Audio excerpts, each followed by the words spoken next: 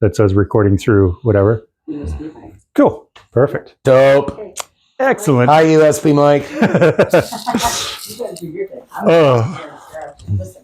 So here we are. So here we are. Hey guys, how's it going?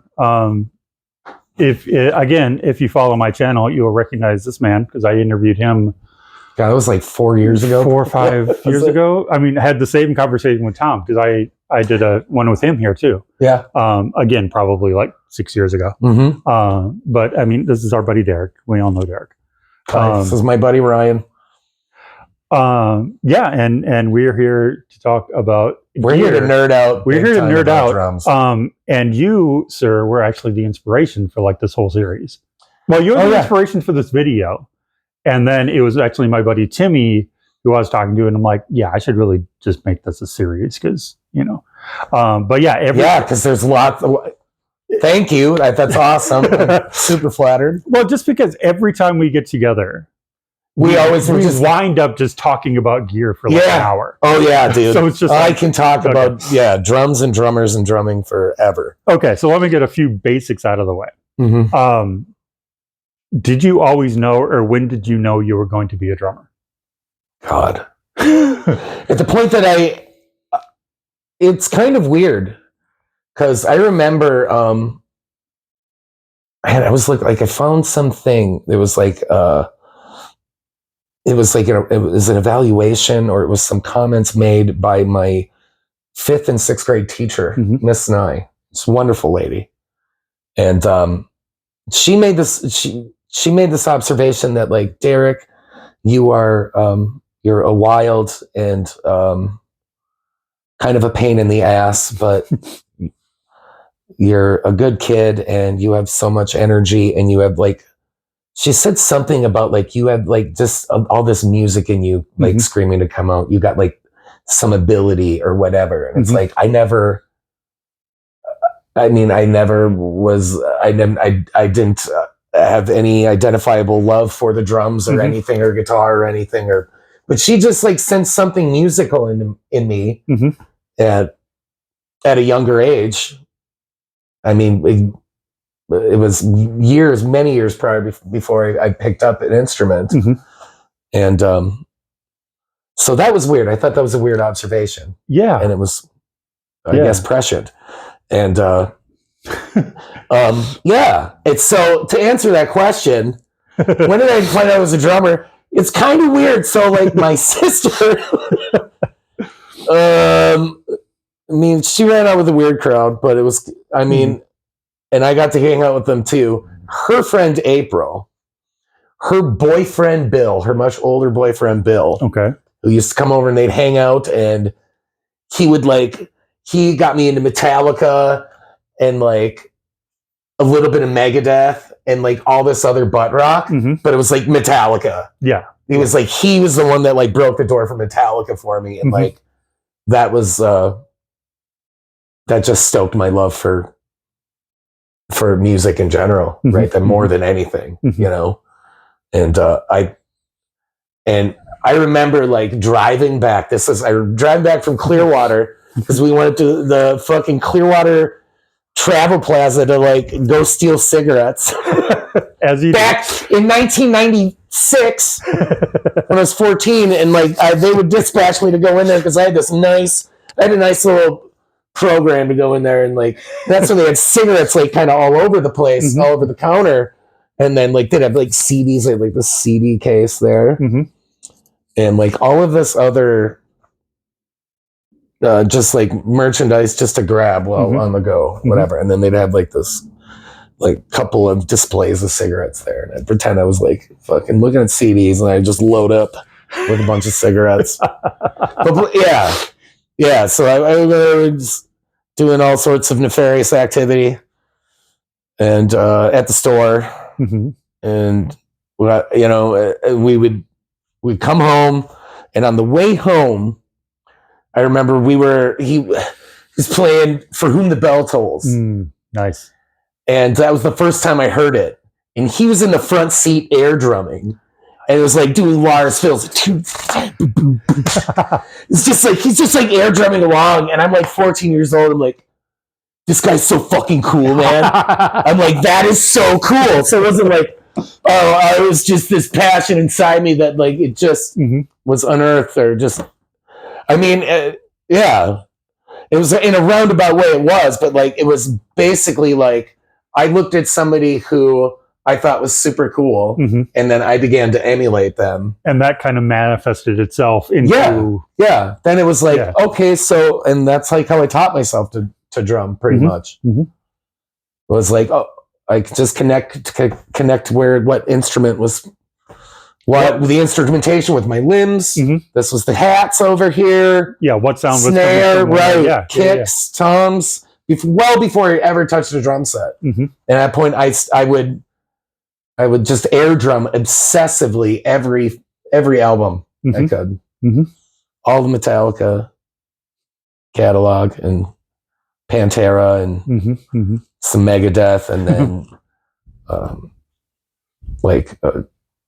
Led Zeppelin and Sabbath, and then Typo Negative and STP and like Green Day and all the shit that I was into back then, and still am now. I was going to say, I mean, all of those are all great bands. Yeah, I mean, I have a theory that the music you kind of discover between 14, 15, 16, and like 20, like that's some music you may not listen to the rest of your life, but you can go back to it, and it kind of feels like home. It really does. And you remember everything. Yeah. Or even finding a new relevance for it. Yeah. It's like I find that stuff. I'm super proud of it because I remember it was just like I remember my sister just giving me such shit about this when I was a teenager. Like, this is such a phase. You're so gonna get out. You're gonna grow out of this. And it's like, here I am, 41 years old, still jamming the fuck out to Pantera, Vulgar Display of Power, or Master of Puppets. I still love it. Those are, it's great. It's foundational. Yeah, absolutely. Music. Absolutely. I love it. So once you kind of focused in on drums, what was the first kit you learned on? Was it that the first kit you bought? How did that all come about? The first kit that I ever bought, my mom took me to this kid. It was mid-90s again. I was 15 or 16, maybe 17 at this time. I can't remember. I was probably 15. I was 15. I was 15 for sure. And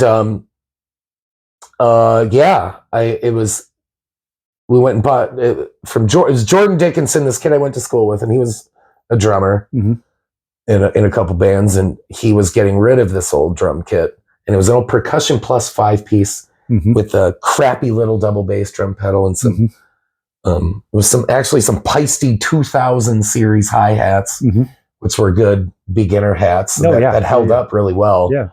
And a really cheap pearl cymbal for $85 in 1997. And I was just over the moon for it, man.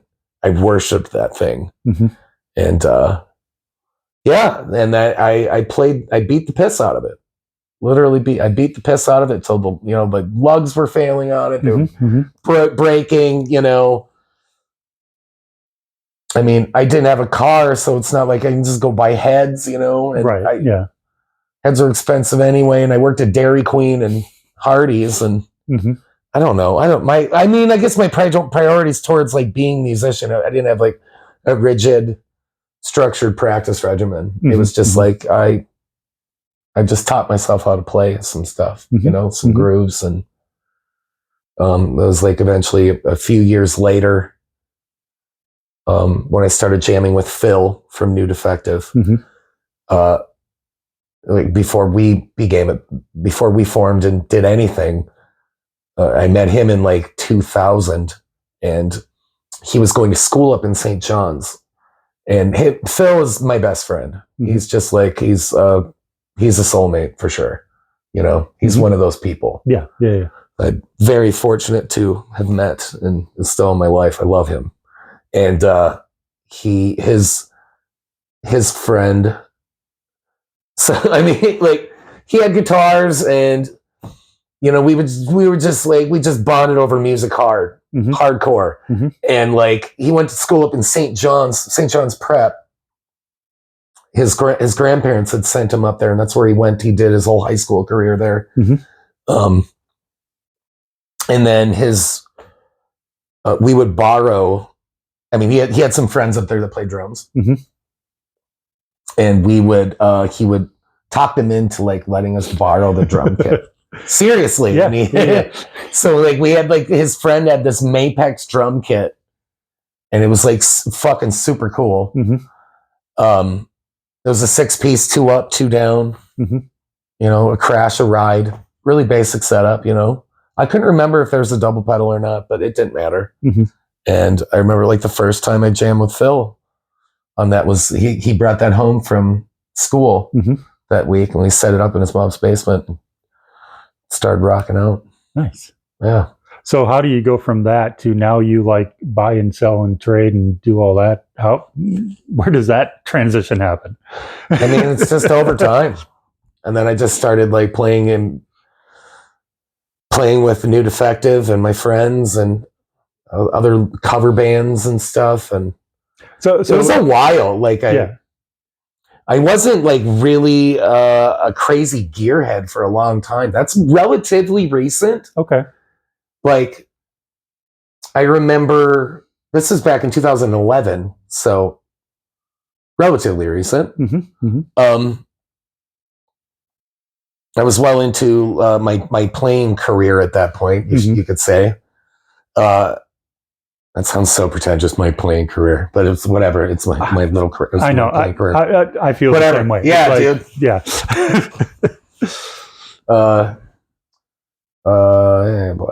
Wait, what? Oh yeah. So I found this Black Beauty at Guitar Center in Edina. Mm-hmm. Guitar Center in Edina. Yeah, it used to be. That one is no longer there now. It's Bloomington. Oh, that's the okay. one that they moved to Bloomington. Gotcha. Okay. But that was the one. It was really cool. It was a cool story. So the runaround behind that was I was really into this Mastodon album called Crack the Sky. Mm-hmm. Mm-hmm. And then I watched the behind the scenes making of it. And I heard that like Braun, and I think I saw a couple pictures of Braun playing a 5-inch deep. And you can tell mm-hmm. if he used a 6 on some tracks, I don't know, but I mean, it sounds like it's a shallower depth snare. Yeah. Yeah. And it just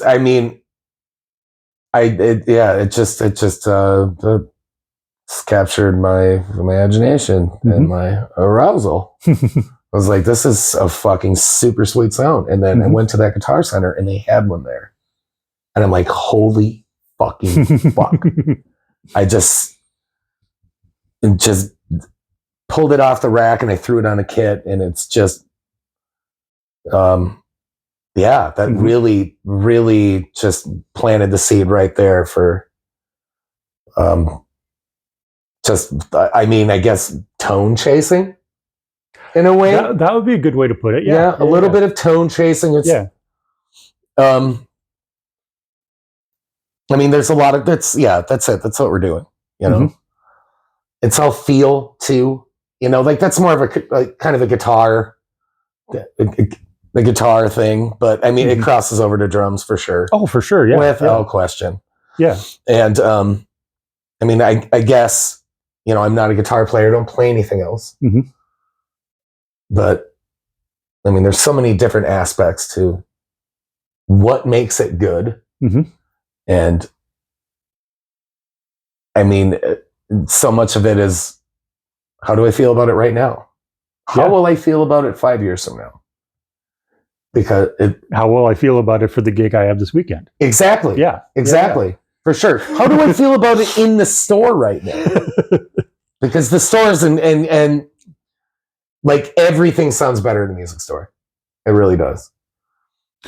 In my experience, most everything does. I guess I haven't actually played enough in music stores. Yes. But I would assume so, yeah. For sure. Yeah. For sure. And like, you know, God bless every music store or drum shop I've ever been in. I mean, most of them have been fortunate to be in really acoustically kind environments. Like, going to any of the drum shops, either Clash or Twin Cities Drum Company. I mean, just big ceilings. Nice big open. Yeah. I mean, Clash, I haven't been to the new store yet, but I know their old one was not that open, but it still had the high ceilings. It's very similar, except just a little more open. Yeah. It was like, it's very similar. It was about twice the size, though, the new one. Okay. And now they're moving again. Oh, are they moving? Yeah. Expanding bigger? They're not expanding bigger. They're getting out of that location. They have a new location in Columbia Heights-ish. Oh, I was going to be off 65. Oh, okay. So 65, not Central. Not too terribly far. No. Okay. No, it's not too far at all. So yeah, I'm kind of excited to check out that new spot too when that opens up. Yeah. Absolutely. They have to actually, I mean, I was just there 2 days ago, and I was talking to Eric, one of the drum techs there, my boy Eric. Todd's the fucking dude. Everybody there is awesome. Yeah. Mandy, Jeremy. I mean, they're good people. But yeah, Eric was telling me that he was just like fucking, his arm was like super sore. I mean, they did some demo on a wall. They're like, he was demolishing a wall, and then like he had to get the fucking jackhammer out, and he was like jacking out some concrete. Because they're building a new stairwell from to lead to the basement. Oh, okay. Area. Yeah. So, I have no clue. I've seen I'm following their Instagram stories, and it should be more than adequate space. I'm sure it's gonna. It'll sound good there. Yeah, too. I mean, sadly, I've only been into Clash a couple times. When Smudge used to practice at what was it, City Sound Northeast, which used to be like literally right down the street from our Clash's old store. Oh, really? Yeah. Shit. Smudge, was that your old band? That was the metal band I was in, yeah. Okay. Yeah. I never heard Smudge. Not a lot of people did. Yeah. We only did a handful of shows. That would have probably been cool to see, though. We had I like you in bands. We had our moments, yeah. Yeah, but as I said, I only went in there a couple of times, but I really liked the atmosphere. I really liked the vibe was like really cool. And Todd, I've known Todd forever. I've known Todd for when he used to be at the place downtown, Thompson's. Thompson's? Yeah. I mean, that dude is such a great he's got a legend. Like, yeah, man. Yeah, I mean, if there's any drum legend in the city, it's definitely Todd. Yeah, he's one. He's got to be one of them. Ever. He's in Dumpster Juice, for God's sake. Yes, he's in fucking Dumpster Juice. That's all you need right there. You know? I fucking love that he's in Dumpster Juice. Yeah. I just discovered Dumpster Juice like literally last year. And I'm like, this band is, I love this band. I just love that this. Have you seen them live yet? I saw a couple of videos. Okay. Yeah, you really got to go and be. I know. I want to. I really want to. I wanted to go to both of those Impaler Halloween or Christmas shows, where when Dumpster Juice is they opened for him the last two of them. Those would have been great to see. Yeah, we went to the one this year, and that was her first experience seeing Dumpster Juice. My second, I think. Because again, I've known the name forever, but I just they've been around since like the early 90s. They formed in the 80s, 88, 89, somewhere in there, like late 80s. Sure. Yeah, and they've toured around the world. They played with literally everybody. Like, name a band of any genre, they probably played with them. Oh shit! Like they're just insane. They're absolutely insane, but they're the greatest people. They toured with Kylie Minogue. I wouldn't doubt it. I would not doubt it. In a van. That'd be I'd see it. Oh, absolutely. I'd go. Yeah.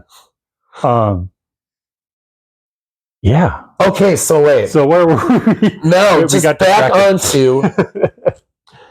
So wrapping that up, that was a bizarre little detour there. Or oh yeah, back to the Black Beauty. Yeah, the Black Beauty. So I mean, obviously, that really, like,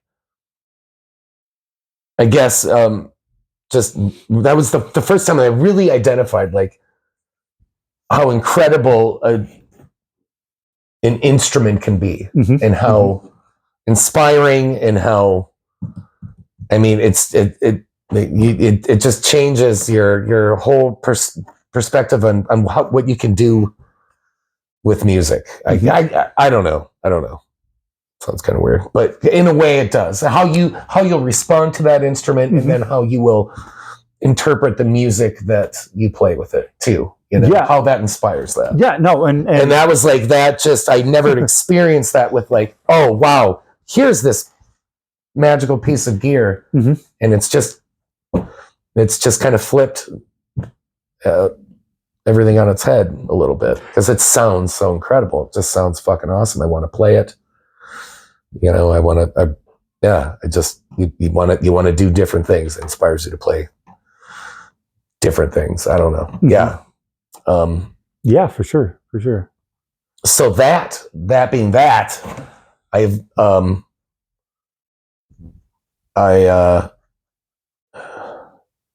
eventually ended up buying that drum, like probably a year and a half after I first touched it. Okay. Because I mean, it was just like it. Yeah. It had its hooks in me, and I just what was it, like a year later, I think, like Guitar Center was having I think it was like a Memorial Day or a Labor Day sale, I couldn't remember. So at that time the snare drum was $570.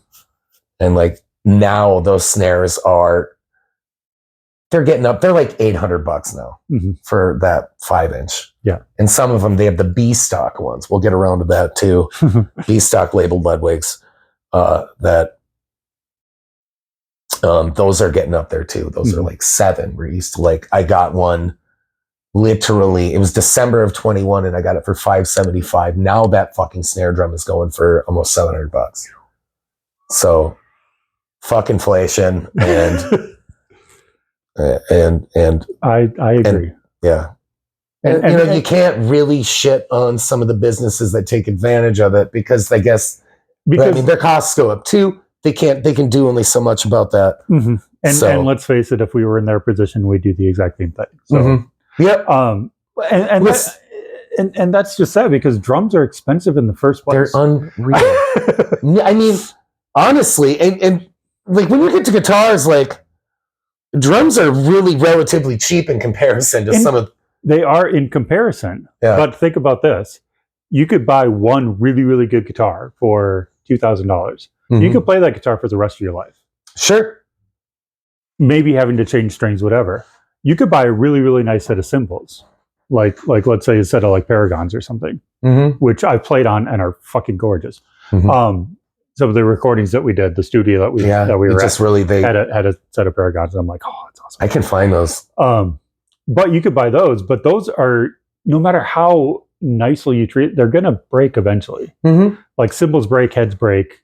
Sure. And I mean, it's I mean, cheaper. that's like, there's your one piece, but you also have the amp, there's associated pedals, you know, the drums, there's an ensemble of gear, there's the cymbals, but however many rack toms you have. But it seems like drums is more of a continuous, like, you're always going to have to buy stuff.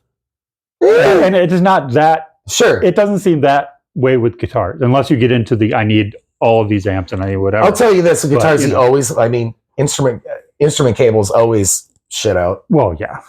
You know, those are not cheap.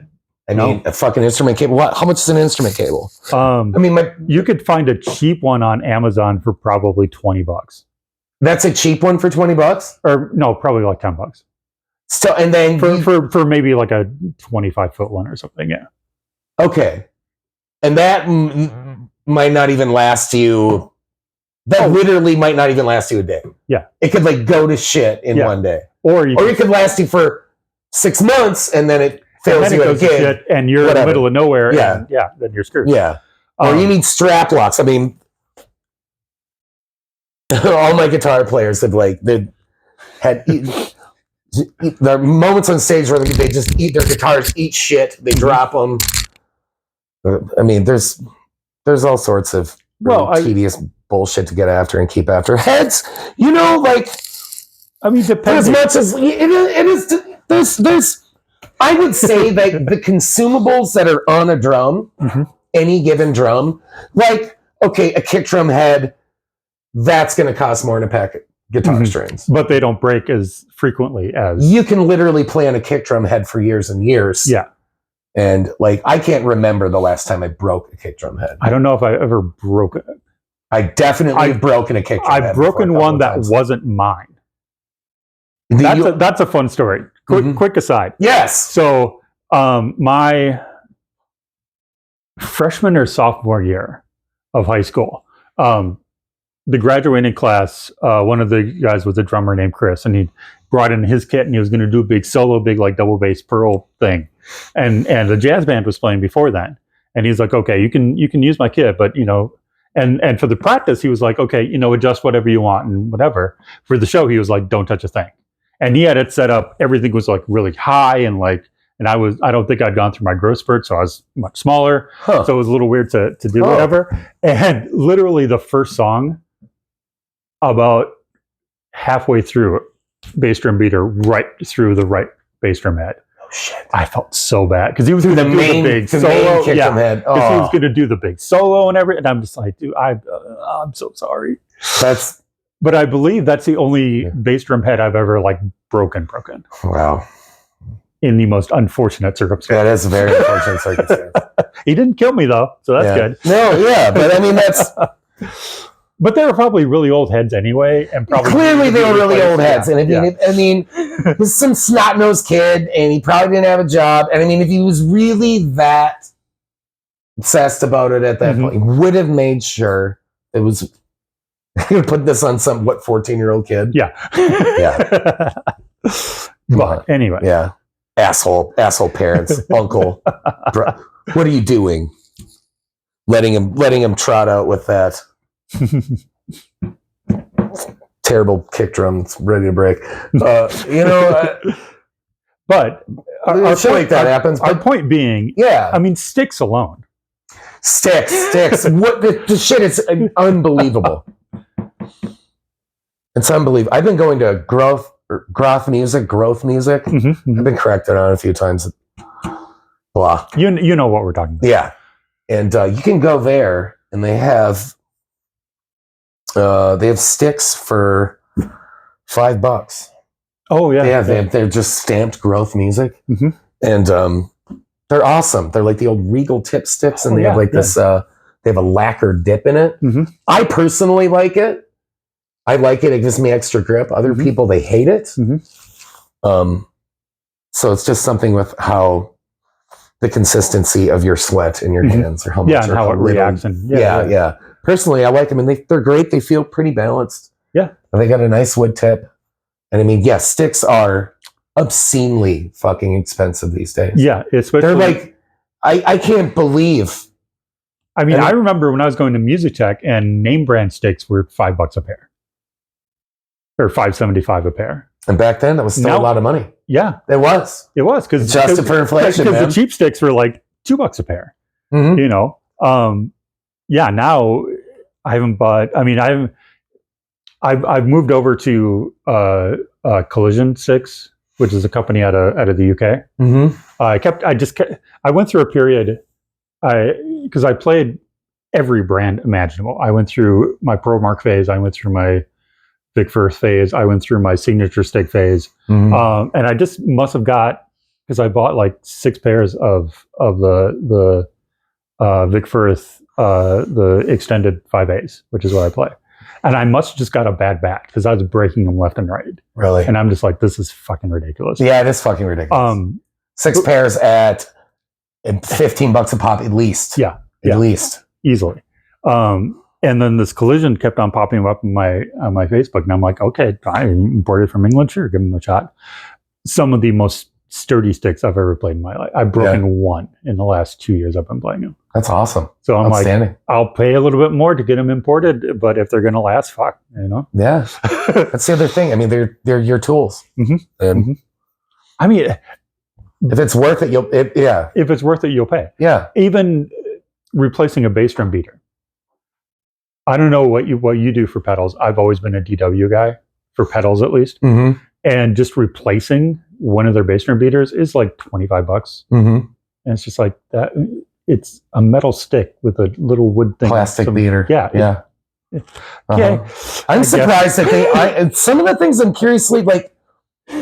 That's such a. I mean, it's the key component to. That's the thing that strikes the head.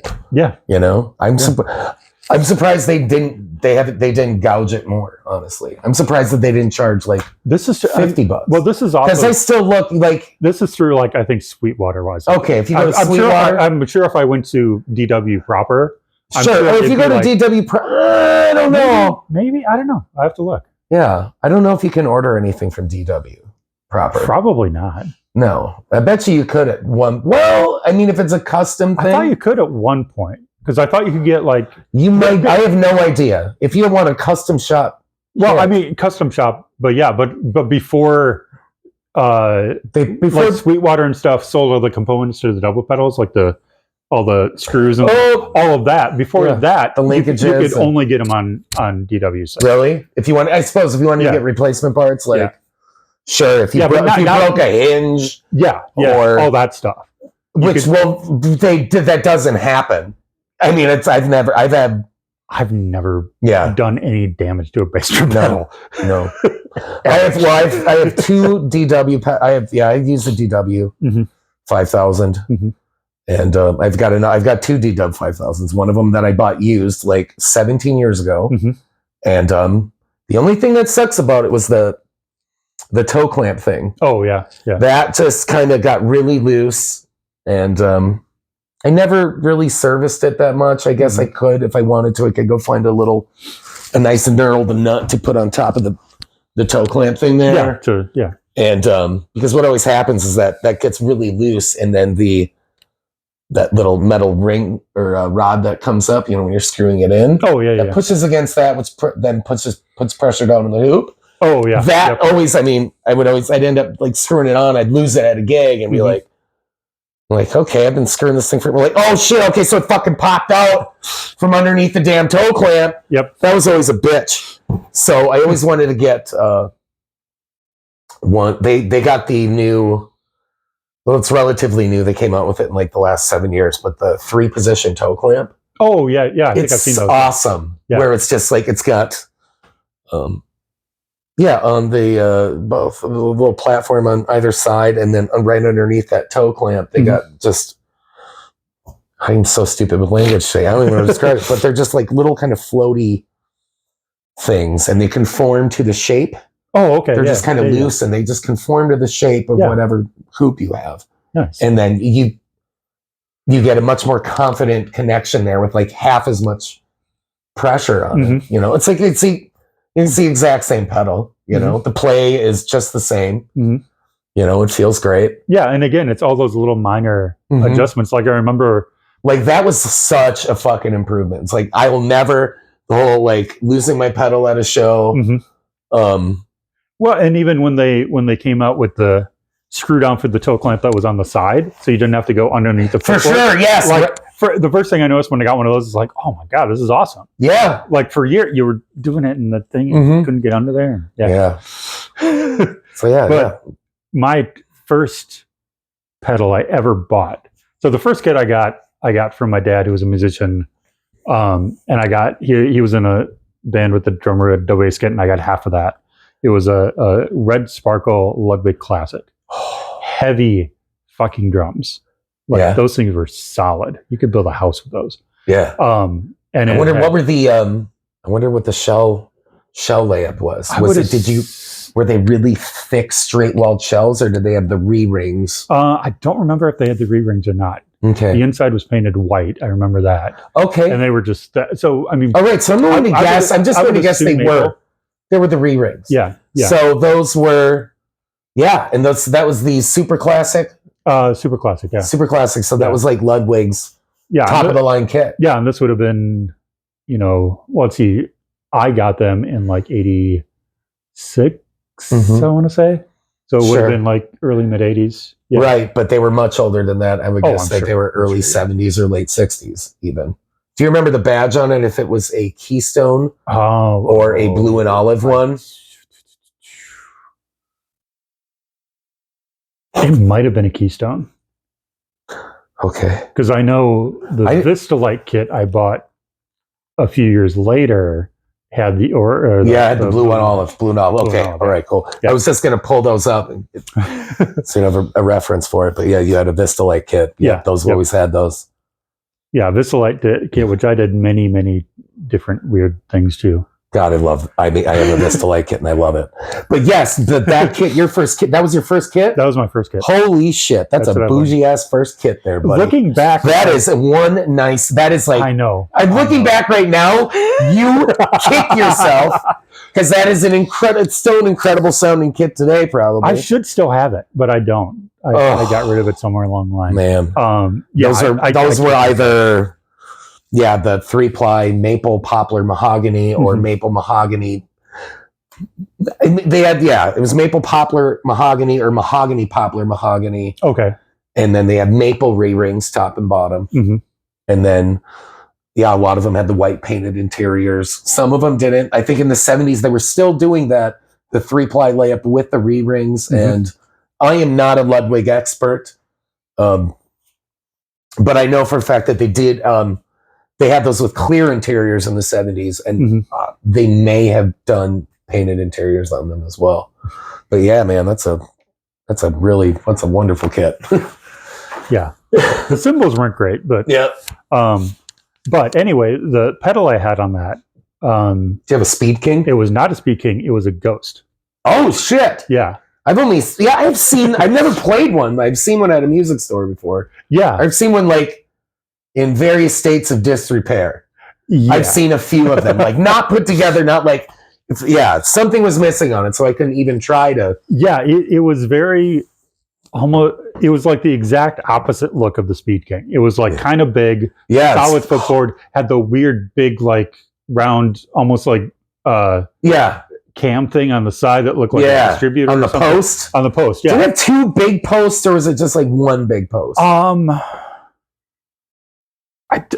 There's probably one, two big hulking posts. Yeah, is that the Sling? Did Slingerland make that? I thought it was a Ludwig.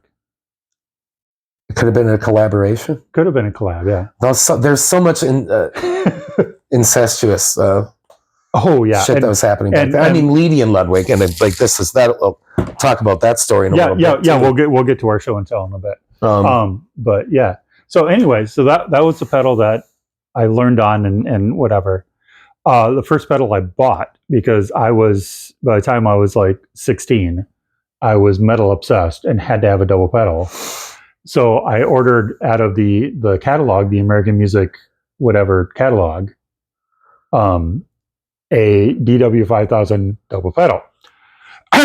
What I did not realize, what was not in the description, is that it was just the slave pedal. And this is the old ones where they had the two, and the bent beater and all that. The eccentric beater or whatever. Yeah. So I got the pedal on this side, got the connector, got the other one, this L-shaped thing, and then the bent beater, and that was it. I didn't have a primary pedal. And I'm like, wait, where did you buy this out of? Out of what is an American Music Supply? The catalog that everybody AMS. The AMS, yeah. Oh, you must have been just. I was pissed for a little bit, but then I reread the thing. It's in little print at the bottom, primary pedal not included or whatever it said. And I'm just God, because it's pictured with it. Right. Fuckers. Right. Usually, or usually if they would have the primary pedal or whatever else is not included, they'd have that faded. Yeah. And then that. Well, clear. Again, this was. God, here's that pedal. Yep. That's her. Now, is it a fucking? That is so cool. And it's direct drive too, like the Speed King. Yeah. And I'm sure in this, I was talking about the Slingerland, they had the Bumblebee pedal. That sounds familiar. Yeah. I'm really dumb with accessing my memory right now. Because I don't know. It's whatever that's what the internet is for. Exactly.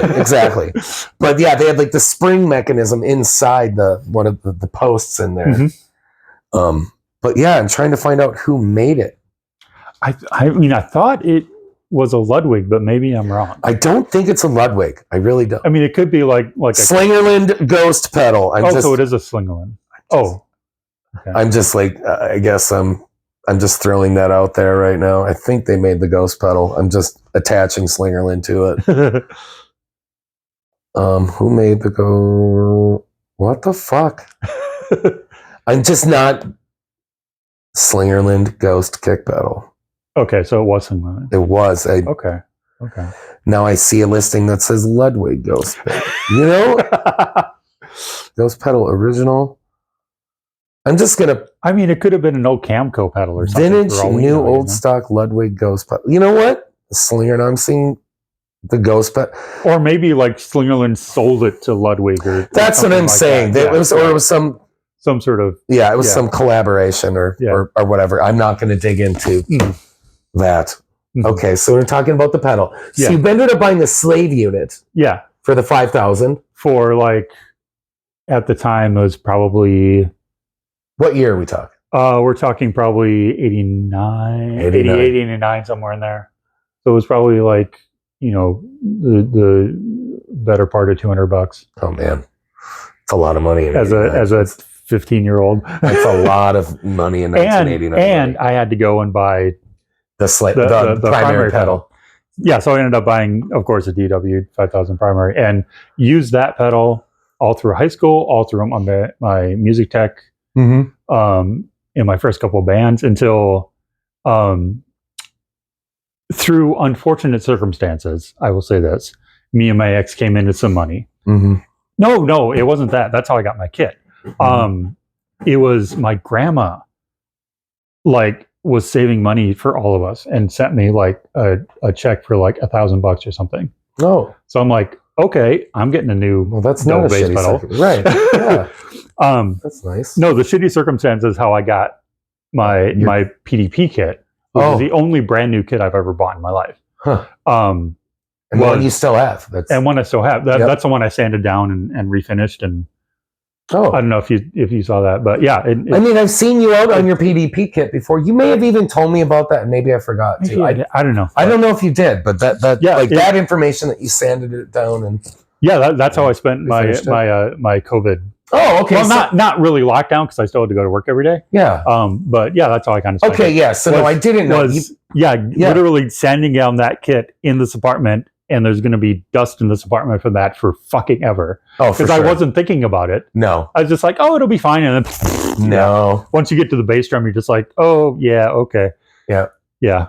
Yeah, when you have to go on Amazon and buy, you need a well-ventilated area belt for that sander, shit. Because your little one isn't working anymore. Yeah. So I have a belt sander in my closet, which I'll probably never have any use for ever again. But but anyway, no, the circumstances of that one was my ex got into a minor car wreck. Like everybody's okay, car's okay. And it was the settlement of that she got. Oh, sweet. Which allowed, and then she was like, what do you want? And we're kind of going through things, and she said something about a new drum kit, and apparently my eyes brightened up, and she's like, okay. And she gave me like X amount of money and said, here, go get it. And I was like, okay. So I literally walked into, I did a lot of research, and walked into the Guitar Center and just went, okay, I'll have that, and I'll have some of those, and we need some of those, and went in the cymbal room and spent about half hour in the cymbal room, and that was fun. That was a lot of fun. That's awesome. Yeah. That's beautiful. I mean, buying like individual drums or individual cymbals is like nice and satisfying, but going in there and just buying literally everything and then whatever, is just awesome. It is pretty awesome. Feeling. It is. Yeah. I got a similar story myself. That's how I got my second drum kit, which I still have, which was and it's like such symmetry here. Exact same circumstance. I was in a car accident in '99, and again, nobody died. We could have. I mean, it was pretty severe. But everybody recovered. Everybody made a full recovery, and nobody's an amputee or a paraplegic. So that's a big win. And nobody died. Plus, yeah. And I got a nice little sum of money for it, as you would. And that was like two years after the fact, and I went into Mars Music in Roseville. I remember Mars the Music. Harmar Mall. Yep. And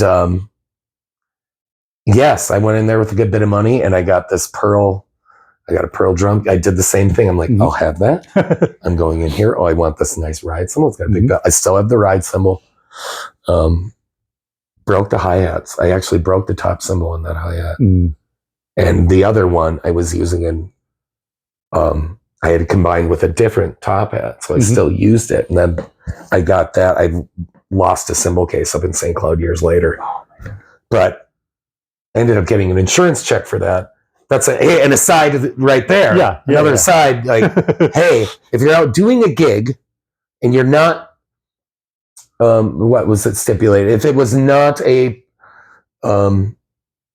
professional gig, if it wasn't a part of a job that I was really being compensated for, I mean, I didn't count that. We split $75 with two other bands. I was not about to. So I fibbed a little bit on that. Keller Bar. Keller Bar. Yeah. Keller Bar. I was a dummy. I was such a dummy. I had some really nice cymbals in there. And so I really loved them too. But I ended up getting a check for it. So that was cool. Yeah. So anyway, okay. So back to my other story about, so I went and did that. And, I ended up getting a Pearl double kick pedal. The Pearl, Pearl. Would have been the Demon Drive? It was not the Demon Drive. It was much prior to the Demon Drive. But it was the one, the Eliminator, Power Shifter Eliminator. Oh, okay. That had the 3 different cams and stuff. Yeah, those are nice too. Yeah, those were cool. Yeah, actually 4 different cams. I mean, the choices were ridiculous. How much you could adjust it. I loved it. It was a great pedal. The whole cam switching the cams and all that stuff. It's like that was kind of a bear. It was pretty cumbersome. It wasn't. I mean, it wasn't too. The idea was good. Yeah, the idea was good. In practice, I mean, it wasn't all that inconvenient. But for me, it's like I settled for the white cam, which was the slightly oversized one. I'm like, I don't want to fuck with anything else. And that was a great pedal. And that one, I literally I abused the shit out of that and the entire drum kit. And but yeah, I ended up getting a Pearl Prestige Session Select up there. Nice. Looking back, I mean, knowing what I know now and walking back into there, I mean, I can't imagine what eluded my scope at that point.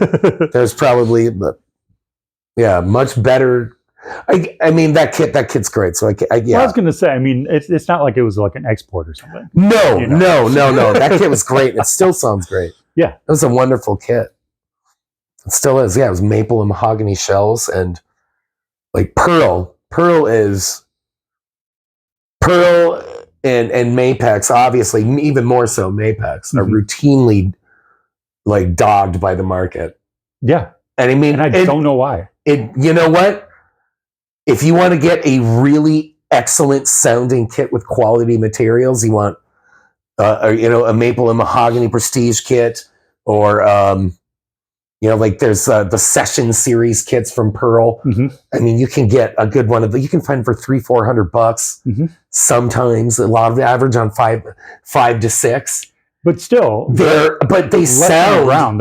They sound incredible. They sound like a $1,500 kit. Yeah, it'd be the same material and hardware is every bit, as confident as like a Tama or something else that would be much more expensive. And you get yourself into a really nice sounding instrument. I mean, relatively little money. Yeah. I mean, the resale value on them, like you can find. Gosh, man, there's this guy on Craigslist, and he had it on here for almost a year. Marketplace and Craigslist. It was a Pearl Maple. The flake. I mean, it's one of their more legendary series too. It's like the 4-ply shells with the top and bottom re-rings. They're just wonderful drums, great sounding drums for $700. I mean, I almost bought it just on principle, but I just let it sit because I just didn't need it. But I'm like, how in the fuck is this still here? Right. Right.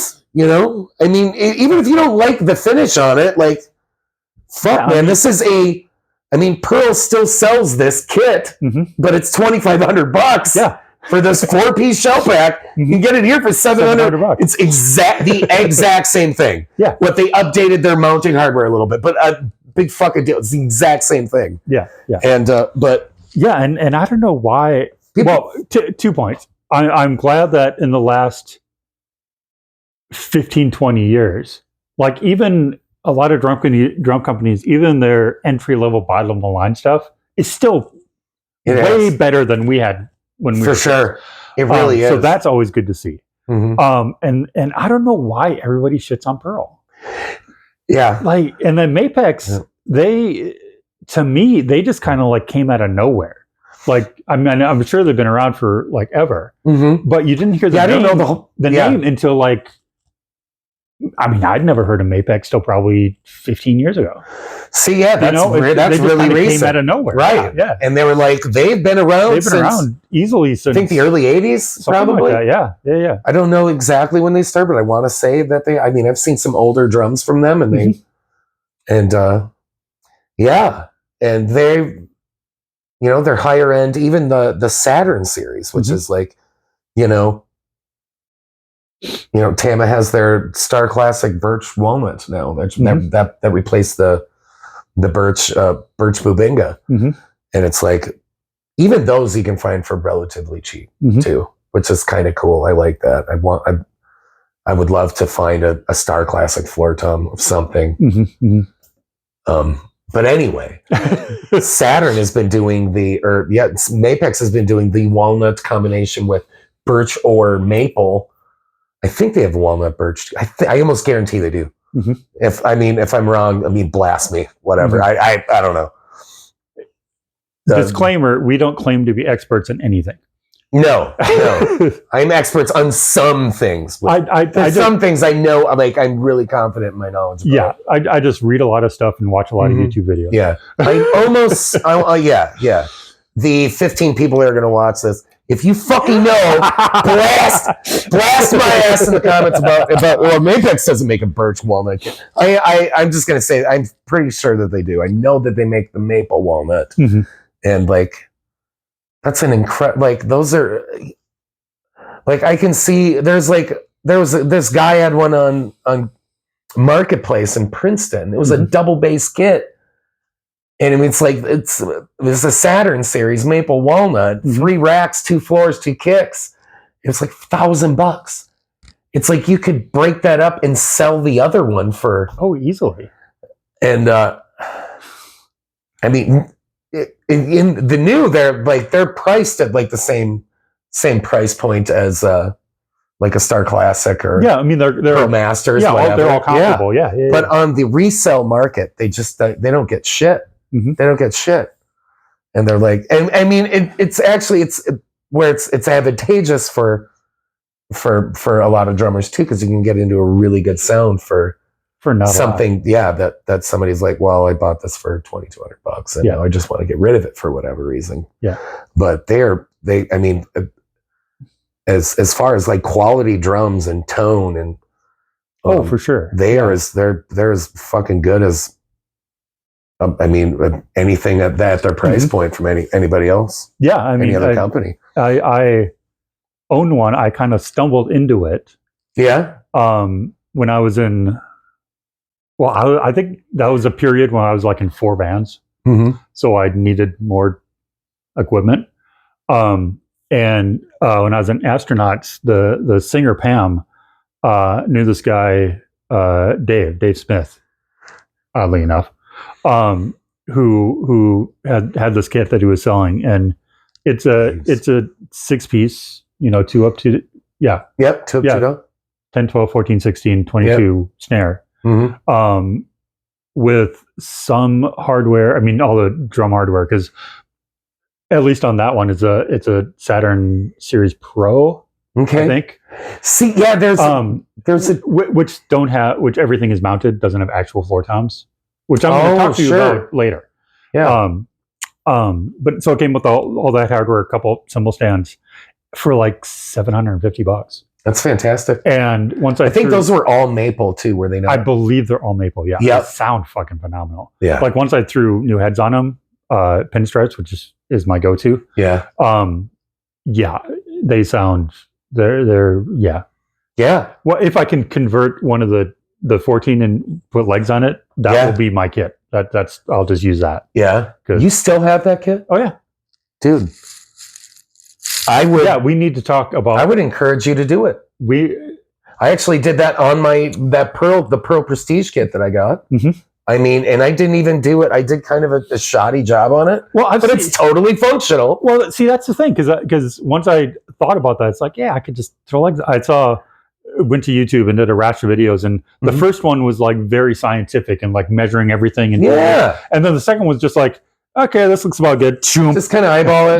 Yeah. So it's like, okay, so either way, I'm good. Yeah. You know. Here's the thing about it, and this is like, I mean, I have a car. I mean, do you not have a license? I do not have a license. You do not have a license. Okay, so we talked about this before. So it's like, I'm more mobile, and but even around here though, like you're still, you know, in pretty dense populated area right here. There's so much like on Marketplace and Craigslist where like, hey, somebody might just be selling some floor tom legs and brackets or whatever, or a cheap floor tom with perfectly good legs and brackets. Legs and brackets that you could get for $40 and then just take those off. Yeah, you know, because that's better than going on to Sweetwater and buying a set for $120. Dude, I would absolutely, which is insane. Yeah, that's a good. I never thought. I would always recommend buying. Yeah. Always try. If I want to get a piece of gear, I always want to find a way to get it used. Always want to find a way to get it used. So you were just at Clash. Do they still have like the kind of bins of like assorted kind of hardware pieces? I think they do, but there's not as much around right now. I think a lot of them. I mean, I've even called asking for some random hardware recently, and I mean, it was just some die-cast hoops, and they didn't have any. Okay. I think they might normally have stuff like that. I think. Because that's with them packing up and doing with them literally, I went in there a couple days ago and they have a third of the store is gone. It's already packed. Okay, it's already out of there. Okay, so maybe So I think they may have shedded a lot of that extraneous hardware and stuff. I mean, downstairs, well, I don't know. You could call them up and see what they have. Because I know I was downstairs with Todd, and in the repair room in his shop down there, there's a lot of, and he's got snare drum loops, and he's probably has butts and throw offs and you know other stuff, but he might have some hardware that you're looking for. Yeah, no, that's a good idea. Yeah, what are you looking for? Just set of floor tom legs. A set of floor tom legs, dude. And brackets, obviously. Floor tom legs and brackets. We'll talk more after this. I might only need. I'll because I have it in my bedroom closet, so I'll pull it out and we can take a look at it and sweet. See if I can use anyway. If I can use like any of the existing okay hardware, but we'll talk about that. Sure. Yeah, because that would bore you people. Yeah. Anyway. I want to take a chance and bore some people. It's a very stimulating conversation right now. So, would you consider yourself? Because I found this in drummers. You have drum people and you have cymbal people. I'm definitely more of a cymbal person. Would you consider yourself a drum person or a cymbal person? I'm more of a drum person. Yeah, that's what I kind of figured. I absolutely, and I love cymbals. I would be more. Here's the thing about they're fucking expensive. They're extremely fucking expensive, and they're kind of a consumable item, but not so much. Not. I legit haven't broken a cymbal in years, and I hit pretty hard. You know, I don't play them every day though. I'm not in an environment where I play them every day. I don't gig a lot. That is true. You know, I don't. Like, we used to play in the when we was in a cover band and we did more. I think I broke more cymbals back then. But you know, there's a lot more about like I don't mount them straight up and down. Well, anymore. yeah. Give a little swipe. you know, Yeah. You don't hit them right on the edge. And Exactly. all the things you're supposed to be doing. Exactly. And You adjust your technique. You can, and if you really properly care for them, you can get. Those cymbals will last you the rest of your life. Yeah, they really will if you want, depending on what you buy. Yeah, depending on what you buy. I guess I am a cymbal person. I'm more of as far as the just this reflexive, like the knee-jerk reaction to like, if I find value in a piece of gear, it's more often a drum because I think drums depreciate less. And with the really, like when I'm going to, it's a little bit of like, it's a hobby because I like to collect, but more so it's like I am like before, I'm chasing a sound, I'm chasing a tone, I'm chasing a feel, something. And, you know, if I don't just have things, I don't have anything that's shelf queens. Right. So if I have something like that Black Beauty that I ended up buying that took my heart, that stole my heart there for a while, it eventually sat on the shelf for a while. Yeah. Eventually, like, man, this is a beautiful drum, but it's like a voice that, it just doesn't find favor or use right now. So I let it go. I sold it. I ended up selling it. And, you know, I ended up buying a B-stock one, the B-stock Black Beauty. And I ended up buying that, and it's a 6.5 inch depth. I've just been really favoring like the things that are 6.5 inch depth or more, 6 or better, I guess. And yeah, I just have, it's, you know, a lot of drummers have their preferences. I've been thinking lately, you know, like I really want something with more crack, but something that's got a bigger voice than a 5-inch deep drum. But I mean, there's some that are like a crack, but a full crack. Yes, something with more body. Yeah. And it's really strange, like, because I don't know, you have a lot of hard kind of evangelists on like, man, I will only play 6.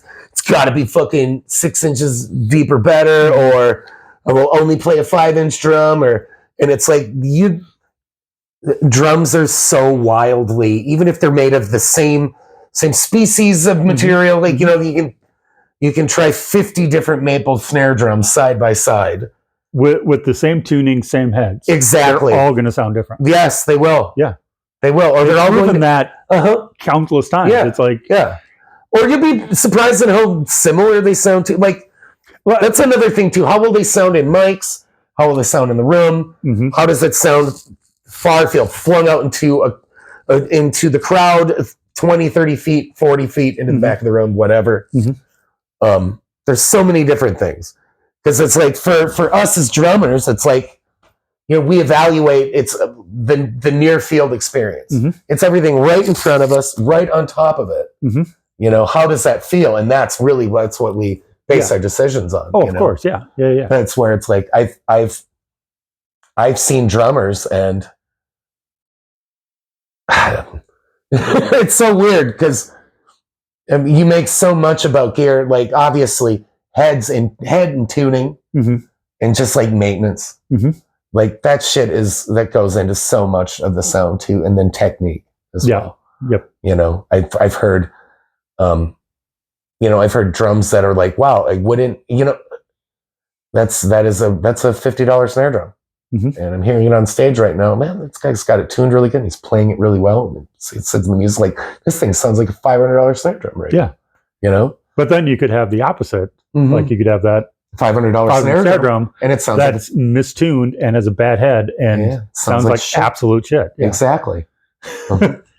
Yeah. I mean, and that's where I find myself fortunate. And they're like, you know, I'll find that $500 snare drum and I'll pick it up for $150 or $200 because somebody gives up on it. Yeah. And I will put the correct head and the correct tuning exactly, and make it.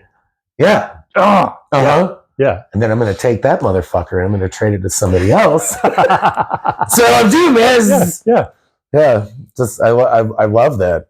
Like all of I love that chase kind of. There's me, and I know that there's plenty of other guys out there that are kind of flippers of sorts.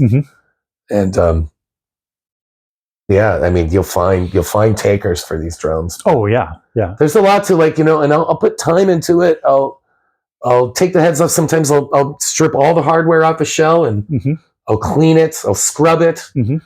I'll replace lug casings if I have to, tension rods or whatever. Yeah, I was going to say how much into the actual like repair.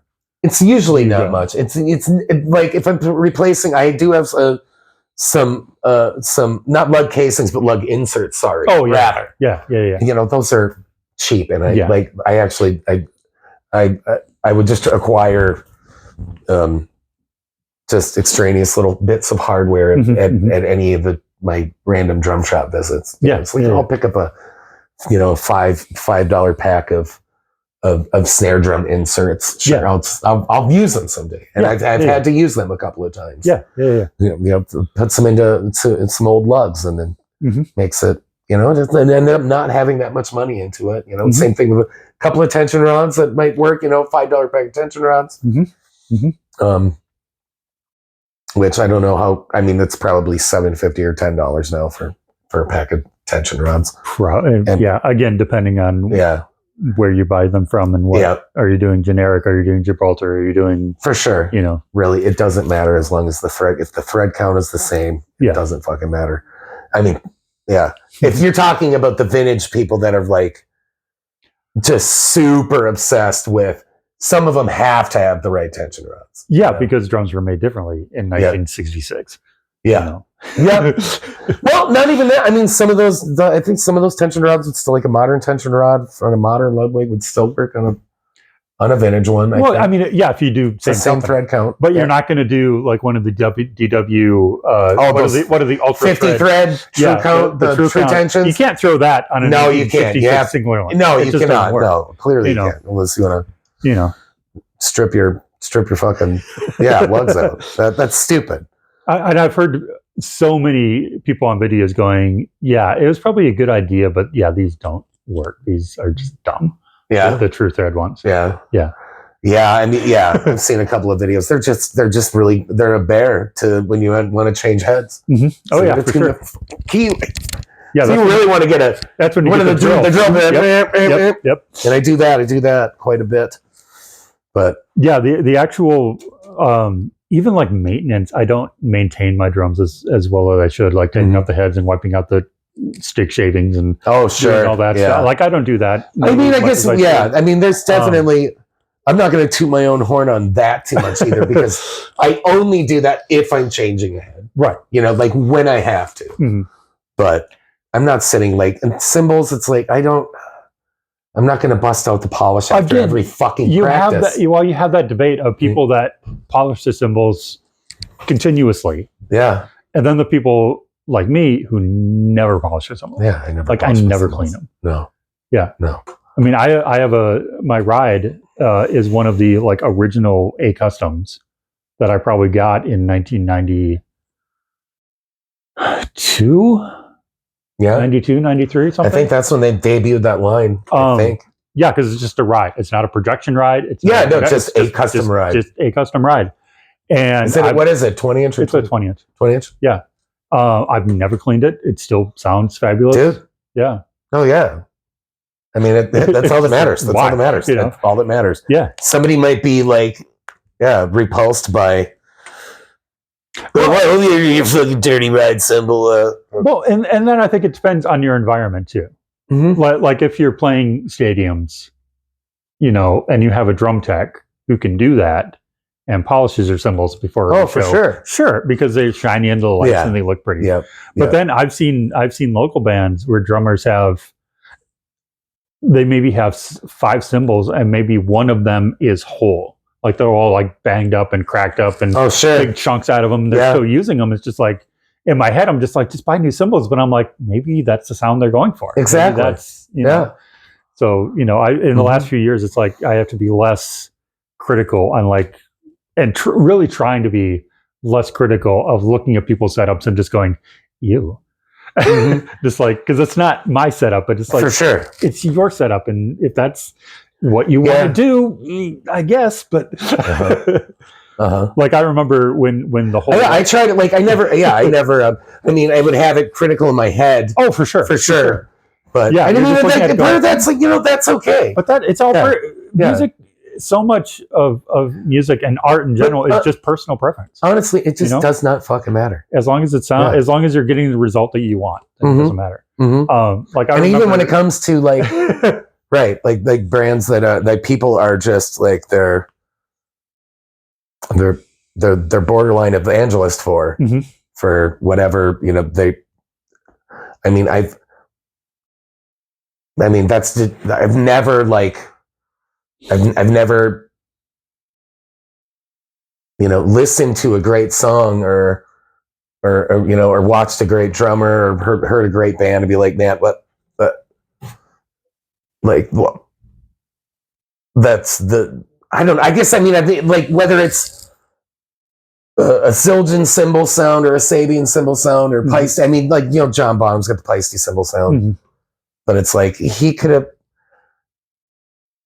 played it with old K's and it would still be Led Zeppelin. Yeah. Yeah. I don't care. He could have played on a Premiere kit. Yeah. He could have played on a Japanese stencil kit and would have been fucking incredible. Yeah, because I mean with those yeah. I don't know what the point I was trying to make. It's like, yes, I've never I mean, as hardcore as some people are about gear, and maybe even myself to some degree, it's like that's never well, I mean, a determining factor, even if it's like a simple, like I'm not a fan of A-Customs personally for myself, but I would never want to, really not want to play that with my own music. That's not going to dictate how I value. Right. Right. So I'll never like look at somebody's cheap drum kit or cheap guitar rig or whatever. It's like that literally, it just doesn't means so little to me. It really does. Because I've heard some fantastic musicians and great music on really like crappy gear before. Oh yeah, for sure. Like, for sure. Makes it even more compelling too, honestly. But I mean, good gear always does catch the eye. But I don't know. I guess I took a lot of words to get to that point. Yeah. But farewell, refined with my words. Hey, what are we talking? You know what? It seems like you and I are both ADD. Fucking very very ADHD, ADD-ish. Yes, ADD-ish. Very divergent. I mean, of course. Yeah, we're drummers. We're drummers. That's kind of we're what drummers. We're fucking drummers. But this path is taking.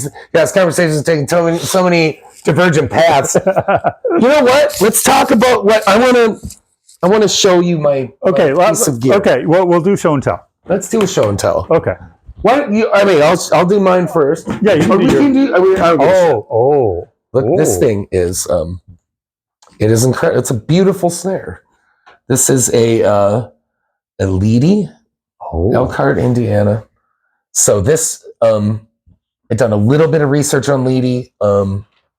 Yeah, I know the name for sure. Yes, yeah. And I think they've been making drums. They were making drums in the early 1900s. And that sounds about right, yeah. This particular one is from 1936. Oh, wow. If you can see the inside of date of that. That'd be cool. We should almost like shine a light, and then this is gonna be very poorly captured. So great. So there is 36. Let's show it to the camera. This is So as far as my research in it, I feel pretty confident.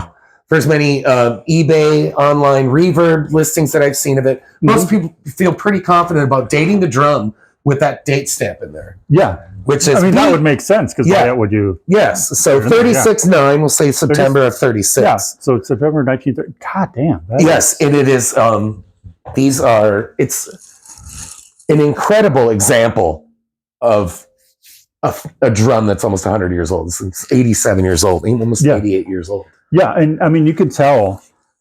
Just the weight, it's got a weight. The weight of it. The actual screws are tiny in comparison. They feel tiny in comparison to modern screws. Well, here's also the other thing. what feels tiny about? Oh, are you talking just the heads? Well, the head, the screw, it's like the whole thing just feels so Well, small. look at how small the lug is, and look at how big the swivel nut is. Oh yeah. So here's I found out they were. I could be wrong, but through a little bit of research I did, I think they were the first to pioneer the swivel nut, the actual swivel nut in a lug casing like this, because a lot of them were tube lugs back then, and the tube lugs were very rigid. They were straight. They didn't allow for any splay. There's no splay, and you can see here. This does. It allows for splay in the drum, and that was kind of the. Which may or may not be. So a little bit of drum history here, and I will not be a completist on this either, but like George Way, who is attributed to a lot of drum innovations from his career in drum building. He used to work in Leedy. He used to work. He invented a lot of the Camco. Oh, okay. A lot of the stuff, like he started Camco with he had an investor after I think Leedy folded, and I don't know if he got some of the. It's a weird thing. I don't know if he had access to some of took some of the tooling from Leedy, or was able to have some of the patents from Leedy. I don't know. Yeah. Honestly, I don't. I could be totally wrong about that, but it was his drum building acumen that. That's what gave this guy. Camco was like I think they were just like a hardware business in Illinois. I believe so, yeah. And they did. They just did like general hardware, like house hardware, but I think they did music hardware as well. And he took on George Way, or like they started a company with him together. And those were the original Camco drums. And a lot of those, like the Camco turret lug, which is now the DW turret lug. Yeah, because DW bought other shit. Yep. DW and Tama. Yep. I mean, that's how DW got started. Yeah. And those. Okay. Yeah. I mean, those are kind of some unicorn drums that you rarely see. There's a guy, Myron Dargis, I think is his name. He's an older fella around here, and he's kind of a legend in the drum restoration. Okay. He's known all over the internet, like in the Midwest. I think he goes to Chicago Drum Show, and he's got like all these beautiful old Camco pieces, Rogers pieces that he refurbs, and I don't know, man, but he's had some Camco kits. But yeah, those are really fucking scarce. But this son of a bitch, okay. So, like these lugs, I mean, you just look at these were so. That's really like it's an example of like American craftsmanship at its best back then. You know? Yeah, for sure. I mean, these are still none of these lugs are. None of them get stuck. All of these, I mean, these, like we're talking about tension rods, like these tension rods, literally, and I found this out from Todd the other day, that they have a unique thread count and they will only work with these. Oh, okay. Yes. So if you somehow lost these original tension rods, then you'd have to take out these original you'd have to swivel nuts and replace them. Wow. It doesn't have the original muffler in there, so that was taken out. Okay. Todd had to take this out. This was from a super sensitive strainer. Yep. So this is the Leedy Broadway parallel strainer. So this is that strainer mechanism, and where it really allows for. Oh yeah. Yes, it's really cool, and honestly, fucking foot that thing down. Just. It's pretty tight. Don't worry about it. You're not going to break it. Oh no, Feel how confident that is. That is smooth. It's smooth. I have and God bless Ludwig. I mean, they made the most famous 6.5-inch snare drum ever. the Superphonic, the Yep. LM402, and then Yep. the 400. Yep. I mean, they could get away with having the crappiest strainers and hardware. Mm-hmm. But like this, I have a Ludwig super sensitive that is 50 years newer than this, Mm-hmm. and it doesn't. I mean, it still functions just fine. It's not nearly as well built as this guy is. Oh wow! And I mean, yeah, it's beautiful. This is That is a thick shell. It is, dude. These are re-rings. So check this out. Oh, okay. The shell is actually fairly thin, if you can see. Oh, and that. Okay, yeah. It was listed as a mahogany shell, and I think mistakenly so because of just the stain in there. They thought like maybe the dark color, Mm-hmm. but I think that is that's a stain, and then there was a clear coat lacquer over it as well. Gotcha. And I think these top and bottom. I think this is. See, I'm looking just at the how light the wood is there. Mm-hmm. So this is a solid steam bent, 1-ply steam bent maple. They made 1-ply steam bent maple and mahogany. Those are the wood shells that they had in the 30s there. Mm-hmm. So they didn't start having plywood drum shells until the 40s. Okay. So Yeah. everything they did there in the 30s was, I mean, if it wasn't a metal shell, it was wood shell. It was all single ply steam bent, and it was either maple or mahogany. And this has got to be maple. Mm-hmm. You know, be cool if it was mahogany too. But I mean, I like it. And it has such a. I mean, the snares in here are pretty confident too. Mm-hmm. You know, actually, I had taken these out, and I had Todd rig up some more modern snares with it. Mm-hmm. And it sounded to me, it sounded like a more, like right now, the drum as it is, it sounds incredible. It's Mm-hmm. magic. Mm-hmm. It would sound really good in here right now. I wish we could just hit it with a stick. Just. Yeah.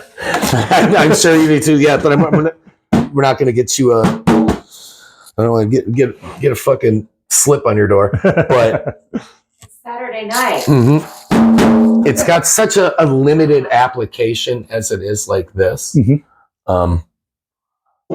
Like inside the drum shop, and like we dialed it in the other day, and it's just sounded phenomenal Mm-hmm. inside Clash.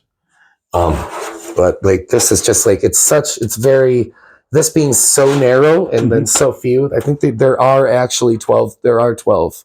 No, there isn't. Or is there? Nope, these are 10 strands. Yeah, and again, This is a 10-strand snare wire. compared to the modern ones of like the 40 string. Oh yeah, people have 40s, like, 30s. You know, I mean, I think the average is 20. Yeah, 20 or 18 16. 18, 20, 24, Yeah. something like that. I just wanted, it was a pair of 16 strand. Mm-hmm. I was like, oh yeah, man, this got so much more slap. It's just, yeah. And all these hoops too. So these hoops are chrome over brass. Mm-hmm. Oh wow. Yeah, and they're the, the single flange. Mm-hmm. So you just got the stick chopper hoop. Yep. You know, I mean, crack, you get your knuckle on this, man. Just touch that. Just touch that. You know, doing a rim shot, a gig. I mean, yeah. I mean, we've all done that. I've done that. Yeah. We've got the bloody knuckle on the Everybody's show. done that. Yeah. For sure. Fuck yeah. You're not a drummer if you haven't. Mm-hmm. It really is really is an incredible. Yeah, that is gorgeous.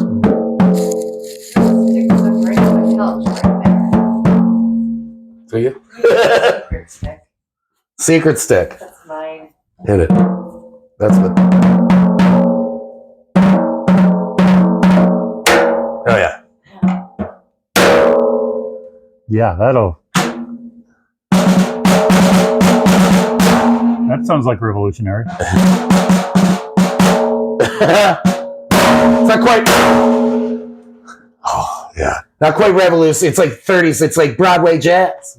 Yeah. But it does too. No, it does sound like an old wardrobe. Yeah, but it does have that feel to it.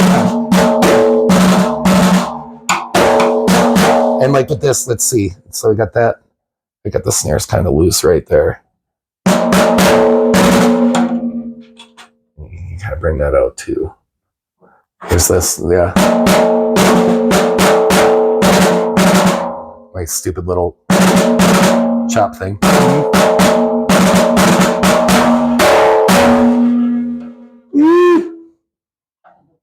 Yeah, I have to fuck with it a little bit. I mean, it's like, it's... Oh,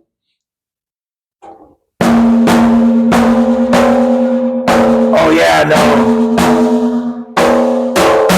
I'd have to crank it up a little bit more, but I'm not going to do that. But trust me. Yes. I would imagine, yeah. Yeah, I mean, the thing really... It really screams you can really lay a rim shot into it, too. But, I mean, with this... long story short, I'm going to let go of this one, I think. I'm going to. Because I don't have, it doesn't, that's the other thing we were talking about before. So I actually got this at Twin Town a few months ago. And I had been looking at it there for a couple of years. And it was like, just playing it there, just tapping on it. It's like this drum has such just a magical vibe to it. You know, that's the just something intangible about it that like you can attach it to any piece of gear or any kind of thing you like. I don't know. But it's just, it really does have a special voice, but it's limited with what I can do with it. It's limited with what I can do with it. Like if I was more of a, if I was a big band jazz player, if I was playing a piano, I would probably maybe keep this. Yeah. You know, I would have a better use for it, a better application for it. Yeah. Or if you're doing something maybe a little bit more experimental, maybe atmospheric. Sure. You know, sure. Or if I was, or playing like Americana music or something with like a little, that was a little less amplified too. You know what I mean? And like the limited sound of that snare, you know, I would. So like, long story short, I mean, just getting this off is a whole operation. And I mean, I taken them off and like getting these out of this little channel here in this, it's like you almost, I didn't quite damage them, but you could. I don't think I could do that. You could easily, too many more times without fucking it up. Yeah.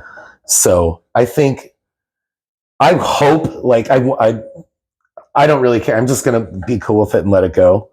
I hope it doesn't become a shelf queen. I hope whoever gets this will love it. Like, and use it and record it. I mean, I'm sure oh my gosh. If somebody, the right person in the right studio wants this with the right mics, you know, it would be a fucking great drum. Oh, phenomenal. Yeah. Phenomenal drum to have.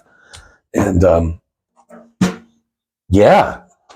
you know, so I mean, that's another thing, like talking about before. Sometimes, like you just get it. It's so easy, and like this is kind of another example of that, where I kind of let my like had rose-colored glasses with this thing that I didn't even know in the music shop, and I mean, just as an instrument unto itself. That's like another thing with cymbals too.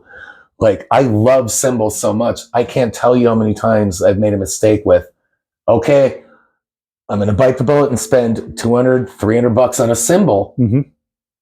And it sounds incredible in the store. It sounds awesome. It's like, this is what I want to hear. Yeah. But here's the other thing. When you buy a cymbal, almost like unlike drums, if you get a different drum, if it's a different brand, or if you wanted to have some kind of jelly bean kit or whatever, you can at least get close with heads. You know? Yeah. You can get closer with heads. You can make that sound more blended into the ensemble. Yeah. You know? And with cymbals, that's less easy to do. Yeah. You know, it's like, well, this is an incredible instrument on its own. It sounds great. But now for this piece of gear to fit in, I'm going to have to readjust. I have to readjust everything. Yeah. Oh, I'm going to have to get a brand new ride cymbal and another crash and maybe another set of hats for this to really become something that works well together too. So that's like another thing too. So if you like buying cymbals, it's like, I haven't really, that's why I'm really reticent to do that, because I've made a few mistakes on that end, you know, and cymbals, they just, on the secondary market, you know, I can buy a brand new drum and sell it for 80 or 90% of what I paid for it within a couple of months or 6 months or a year, depending on how you take care of it. with a cymbal, once it's out the fucking door and you played a few gigs with it, it's 40% off easily. Mm-hmm. I mean, which is good if you're buying and not selling. It's good if you're buying and not selling. That's the thing. So I guess that's probably the next order of things to really get kind of worked out, like just how to, if I'm going to buy a new cymbal, like, man, I bought this wonderful HHX Evolution. It's like a fucking $450, maybe $500. I don't know. It's probably $500 out the door now. I got this for $95 from this drummer. This was 3 years ago on a Craigslist deal. I've been playing the shit out of it. And it still sounds incredible. And then that would be one, if I could get one line of cymbals, that's definitely one of them. Dude. It'd either be that or those Evos, like even more than the regular HHX. Those, oh man. Yeah, it'd be a set of Evolutions. I have a 10-inch Evolution Crash, and it might be Splash, yeah. Might be my favorite cymbal I've ever owned. It's one of the because I got it when I got my kit back in 2008, 2009. So it still has the Weckel signature on the belt. Oh, sweet, yeah. Or I would get a set of Zildjian K Custom Hybrids. Those are gorgeous too. Yeah. Those would be my two. Yeah. But again, Zildjian's got some great stuff. A full set of each of those, easily $3,000. Dude, yeah, depending on how much you need, how much you want. Depending on if you get them used or new, and just tell me, how much, whatever, yeah. Or your little wanting drummer heart. I mean, you could just keep on, and then, gosh, like, John Gensmer, he's I'm sure you know him. He plays in Arch Allies. Oh, yeah. He used to play in Wicked Garden. And I mean, yeah, he's a good drummer. But he is very much, he is a cymbal file, and he clearly, he's definitely fits that cymbal guy mode, cymbal person. I mean, he takes immaculate care of his cymbals, and he's got a few listed online too. Yeah, I think he sold a lot of them too. I think I just about pulled the trigger on a couple of them that I saw, but it's like there was no shipping, so I'd have to like meet them somewhere, and I'm like, that always complicates things when you don't drive. For sure. Yeah, it does. But there were some good fucking deals. And I was like, yeah, man, he had some nice pieces there for fair price. I think he had a 18-inch Evo for $250 or something. Man, I would, those things, new, they're easily $380, something like that. Dude, let's look it up. They're insane for an Evo. Just more than an HH sets. Here, 18. I'm going to type an 18-inch Sabian. Yeah, HHX Evo. I can't fucking make words. HHX Evolution. Let's see here. Or maybe it was like 160 or 190 or something. I mean, it was relatively cheap. And I just about pulled the trigger, but I'm like, I don't know. Wow, that's actually less expensive than I thought even. Here's a brand new one. Yeah, $383. That's $383 one spot. If you want the Ozone Crash, Evo Ozone Crash, that's $439. But you can get like the bullshit. Like, okay, so it's $383 somewhere else, and it's $259.99 brand new. Scottsdale, Arizona Drum Shop. I don't know. That could be a legitimate place. I don't know if this is protected by Sabian 2-year warranty. Is this actually brand new? And we just have a stock photo of it. Night Watchers over a month ago. That seems like a plus $39.99 shipping. But still, that's for an Evo, that's a good price. Yeah. Here's a $285. I mean, man. So the one that I got for $95 was a really good deal. Yeah, for sure. Yeah, anything under $150 would be a good deal. Yeah. Yeah. Oh yeah, even 150, 170, that'd be great too. Anything under 200. Yeah, literally. Yeah. That's is excellent. So that high end, the beautiful decay, buttery decay. Buttery. Oh my God, so nice. Sexy, sex butter. So my snare is pretty much the opposite of yours. Outstanding. This is so I've been to a couple shows and heard that snare that just cut through everything. And I asked the drummer, "What? That snare was awesome. What is it?" And they both gave me the same answer. And so I looked for this particular snare online. I don't think they make it new anymore. It's a pearl snare. Okay. I don't think they make it anymore. You got to show me what it is. I don't want you to tell me what it. Don't tell me. That's why I'm. All right, outstanding. Cool. All you know is that it's a pearl. Yeah. And so I have an idea in my head of what it is. Oh, I'm sure you do. And then so I start seeing them online, and I'm like, they were like, the cheapest one I think I saw was about $420. Oh wow. And I'm like, God, no, that's a great sound, but it's too much. I can't. In my head, I can't do that. Yeah. So just this past weekend, we were at the heavy metal swap meet. Sure. Out at what the fuck was their place called? Under Pressure Brewery. Under Pressure. Yeah. No. Yeah. I saw some social media stories that shared that. Yeah. Awesome brewery. Like it's just a cool fucking place. Yeah. Good selection. And we were in so they have kind of their main room and then where the tap room is, and then they have this hallway with like two other like little rooms. I don't know what they do with those rooms regularly, but whatever. But we were in this one over here talking to our friend Kellerman who had a booth there, and we're kind of chatting, and I hear a snare, and I'm like, what is that? That was the one. And well, not the one yet, but I was like, okay, you know, what's that? And somebody in the booth was like, oh yeah, Eric's just trying to sell his whatever snare. Eric from fucking Clash.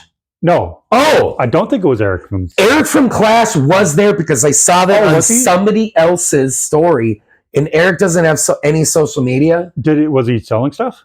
I mean, when I saw somebody scan past, it looked like he was at a booth and a table.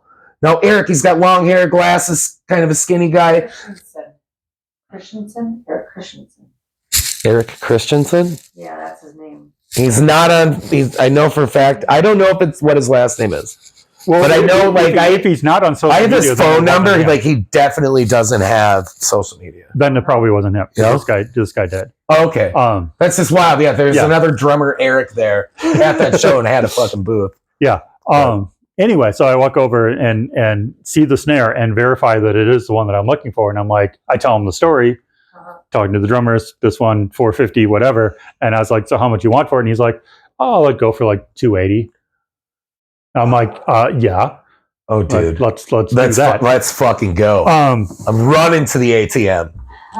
Well, I just about did. And then I tried to do a Venmo. It didn't work. She saved the day. She said it's my birthday present. So thank you. Oh, that's Satara off camera for everybody. Yeah. Okay, so what do you think it might be? Okay, so now I can't see it right now. I thought it was going to be, gosh, what was it? The one you can switch the shells out of the. It's not that one. Is it the Ultracast? No.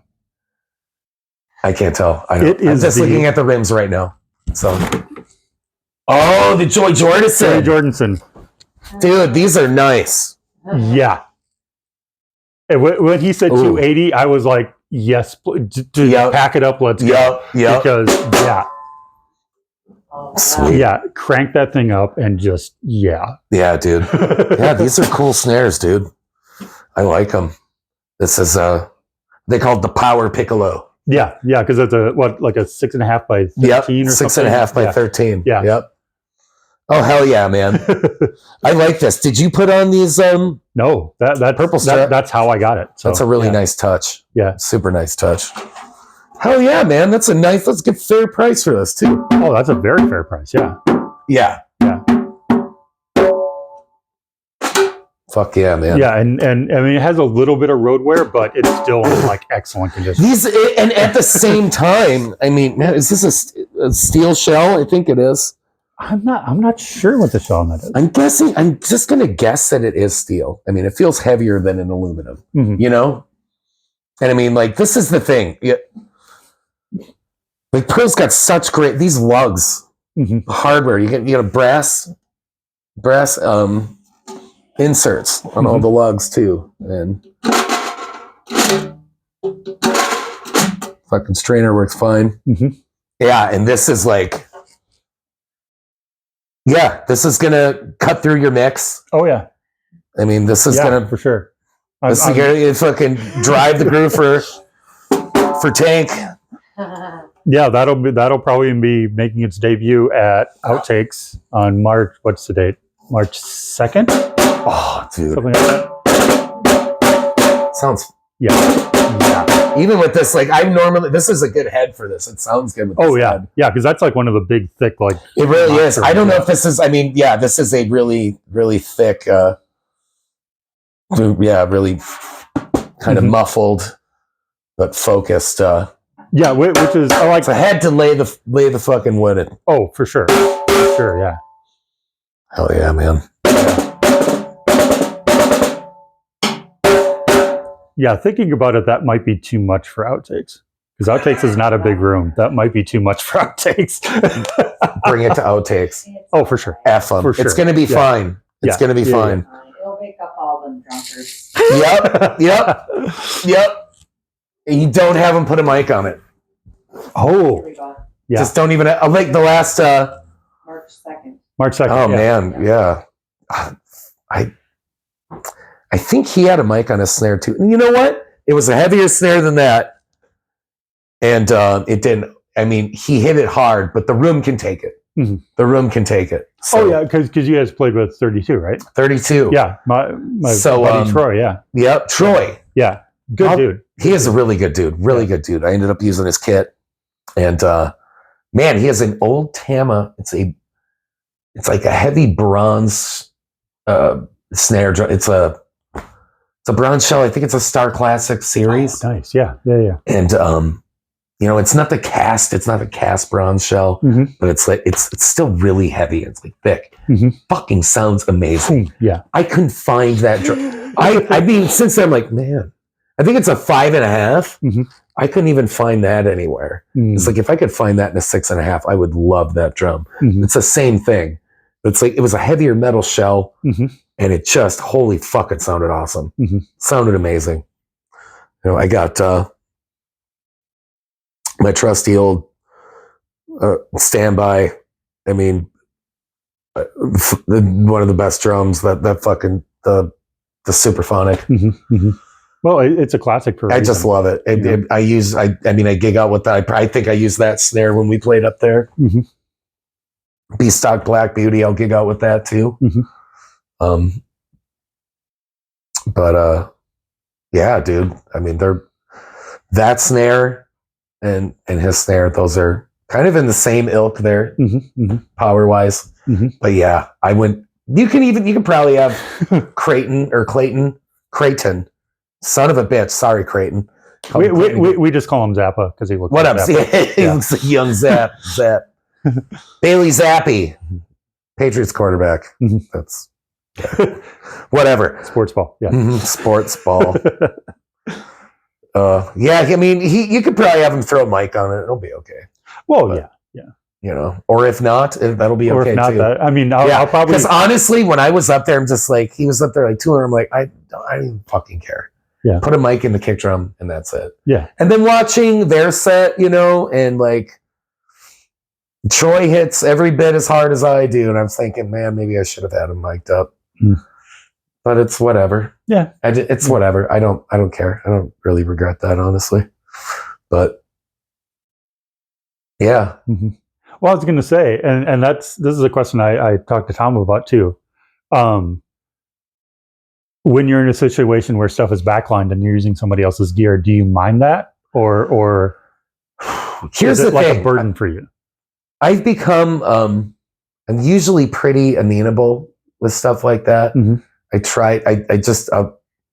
I'll be a team player and I'll just make it work. I'll generally make it work. Would you prefer to have your own gear? I would absolutely prefer to have my own kit as of now. I know there's like And as far as, I don't know if you're playing a gig with other people up there too. How's that for you? Just because the older I get, the more I hate hauling and setting up and tearing down. There's that. Any chance I can use somebody else's gear, even if it's just basic kit and I have to bring my own cymbals, pedal, and snare. And Dude, that's a lot. It's like, yeah, absolutely. Yeah. Less stuff I have to carry. Yeah. For sure. Hell yeah. Yep.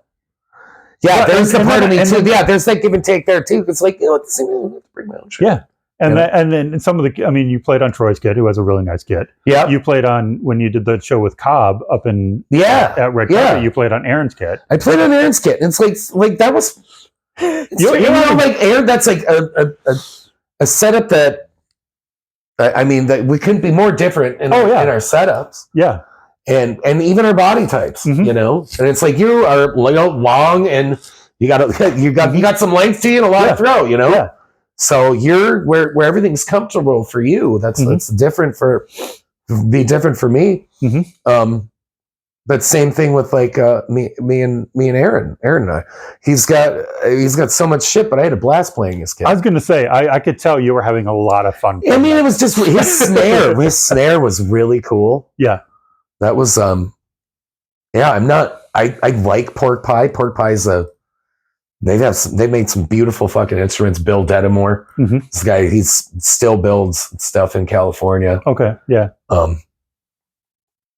He hoard off the name quite a bit. And rightfully so, gets some money in his pocket. Yeah. I'm sure he gets a nice royalty from whatever. I mean, there's $1 million budget. Pork Pie snare drums that are built in China and distributed all through Guitar Center and whatever. But I mean, Aaron had that. It was like, I think it was a Wenge drum. I think it was his Wenge, which is similar. It's like kind of in like the Bubinga family of those hardwoods there. Yeah. Yeah. I think so. It was like either mahogany, like after mahogany and the blend of Bubinga and or Wenge. I don't know why. I think it was Wenge. And it was like, it's just an awesome dark tone to it. And a really nice crack. And that too, like that's, generally I'll make things work. Like most people, like, well, playing, that was really weird playing his triggered kick drum. I bet, yeah. Super weird. And I was playing with his pedals and like, it was super weird. It's not like, it makes the faster, like double bass stuff that I normally do. That was like actually really easy on that. It was. And that's not a shit against Aaron either, because he usually uses that. That's not taking the piss out of people who use triggers either. It's more of a stylistic choice. It's an aesthetic choice. Yeah. And if you were playing 240, 260 BPM double strokes, you kind of fucking need them. It's out there. Yeah. So, and I mean, and Aaron's definitely has some chops. He definitely's got those chops. Yeah, especially if you've seen Usilic. I mean, I've heard Usilic. Yeah, I really like Usilic. Seeing them live is... Yeah, dude, I really want to see them. I really do. I'd like to see his other band, Plague of Stars. Oh, just to go and see him. Too, yeah. Just go and see him. I really like Aaron. Aaron's a good dude. Aaron is a good dude. I've known Aaron for a while. Yeah. Good dude, good guy, good drummer. Yeah. But it's just weird being, thrown in that situation and then making something like that work. Playing with the triggered kit. So playing some of the, obviously are a lot less notes. So like the more deliberate kick drum pattern, if it's just single, you got to be careful to not kind of over. Yeah, because you could like false trigger it, too much. Because I like to lay into the as do I. Yeah, that's where your foundation is. Yeah. So for that, that was kind of weird. But like even playing like, I don't know. I mean, sometimes the stress of having to reconfigure somebody else's kit while it's up there.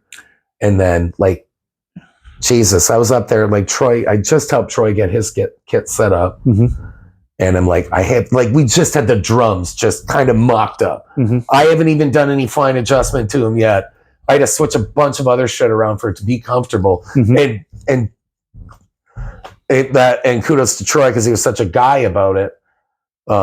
And same here too. Anytime that I've been the host of the drum kit, it's, I mean, mi casa su casa as far as that goes. I mean, it is your kit. Oh, absolutely. Do with what you make it yours. Make it yours. Yeah. I don't care. Just whatever the fuck you want. Yeah. Just don't break it. Yeah. And he was super cool about that. And so I did, but it was like, man, it's such a, that it just adds a lot of stress it's just so much extra thinking, you know, and then it's like finally got everything adjusted right. And then it's, okay, do a quick sound check and then 1, 2, 3, 4, you're on. Go. Yeah. You know? Yeah. So it just kind of crunches the time leading up to the gig too, you know? Yeah. So there are definite trade-offs. So the one thing, especially lately, that I've discovered is that minimum I'm going to use my pedals. Because I play so many pedals something like that that just I can't do anything whether they're adjusted and I've talked to so many drummers about this who will go into every single set in their ped and do whatever. I'm like, I just take it as a box, put it up and play it. Like I make no adjustments to it. No shit. And that's just what I do. Right. So when I play, like my buddy Timmy, his pedals were always like really loose. And I loved playing his pedals because you could fucking fly on those things. He had I think he's using the Demon drives. Oh, sure. Yeah. It all depends on your technique and then what you do, you know? Yeah. But yeah, on mine, on mine, I finally did like loosen it up and whatever. But for years, it was just literally pull it out of the box, set it up and play. Yeah. Like I didn't even know you could adjust them. Yeah. You know? Sure. Because I've never been one of those kind of drummers. Yeah. Like you were talking about, you know, searching for a tone and searching for a feel. I've never really been that because I've always been in like either kind of straight rock bands or like cover bands. So I never really had that opportunity to like really like explore like sounds like I'd want to. Sure. So that was just never in my head. Right. It's just like, okay. Some people like the objective. Okay, I mean, whatever grabs you. It's just I mean, something's different. I would like to do that. Yeah. Like a couple of years ago when I kind of quit all my bands and got the space over 1459, I was like, okay, this is my chance to go in and like play and like do different things and explore and that. Do you have a space over there still? Yeah. That's awesome. Yeah, I'm sharing a room with 2 other drummers. It's right next to where the actual studio is. Oh, fucking cool. Where is that located? That's right off 26th and 27th over south. Okay. Yeah, so if you know where, what's the big park there? The big park with the big hill. I don't know. I've never been there. Oh, okay. I mean, if you know where the Target on Lake Street is, I could find it. It's not too far from there. Oh, it's okay. Like a couple blocks. Right on. Yeah. Yeah. That's sweet, man. Yeah. Nice. No, yeah. I'm familiar with Will and friends of them on Facebook. We have mutual friends, and I'm familiar with 1459. But yeah, I always just assumed that they're in like Northeast or something. I never actually looked up the Addy. Their old building was. Was Northeast. Like they did move. Did they not move relatively recently? They moved a couple years ago. Yeah. Okay. All right. I think I remember that too. Yeah, because Strike actually, when we did our actual recording of Get Drunk, I think that was in the old studio. Okay. Over Northeast. Yeah.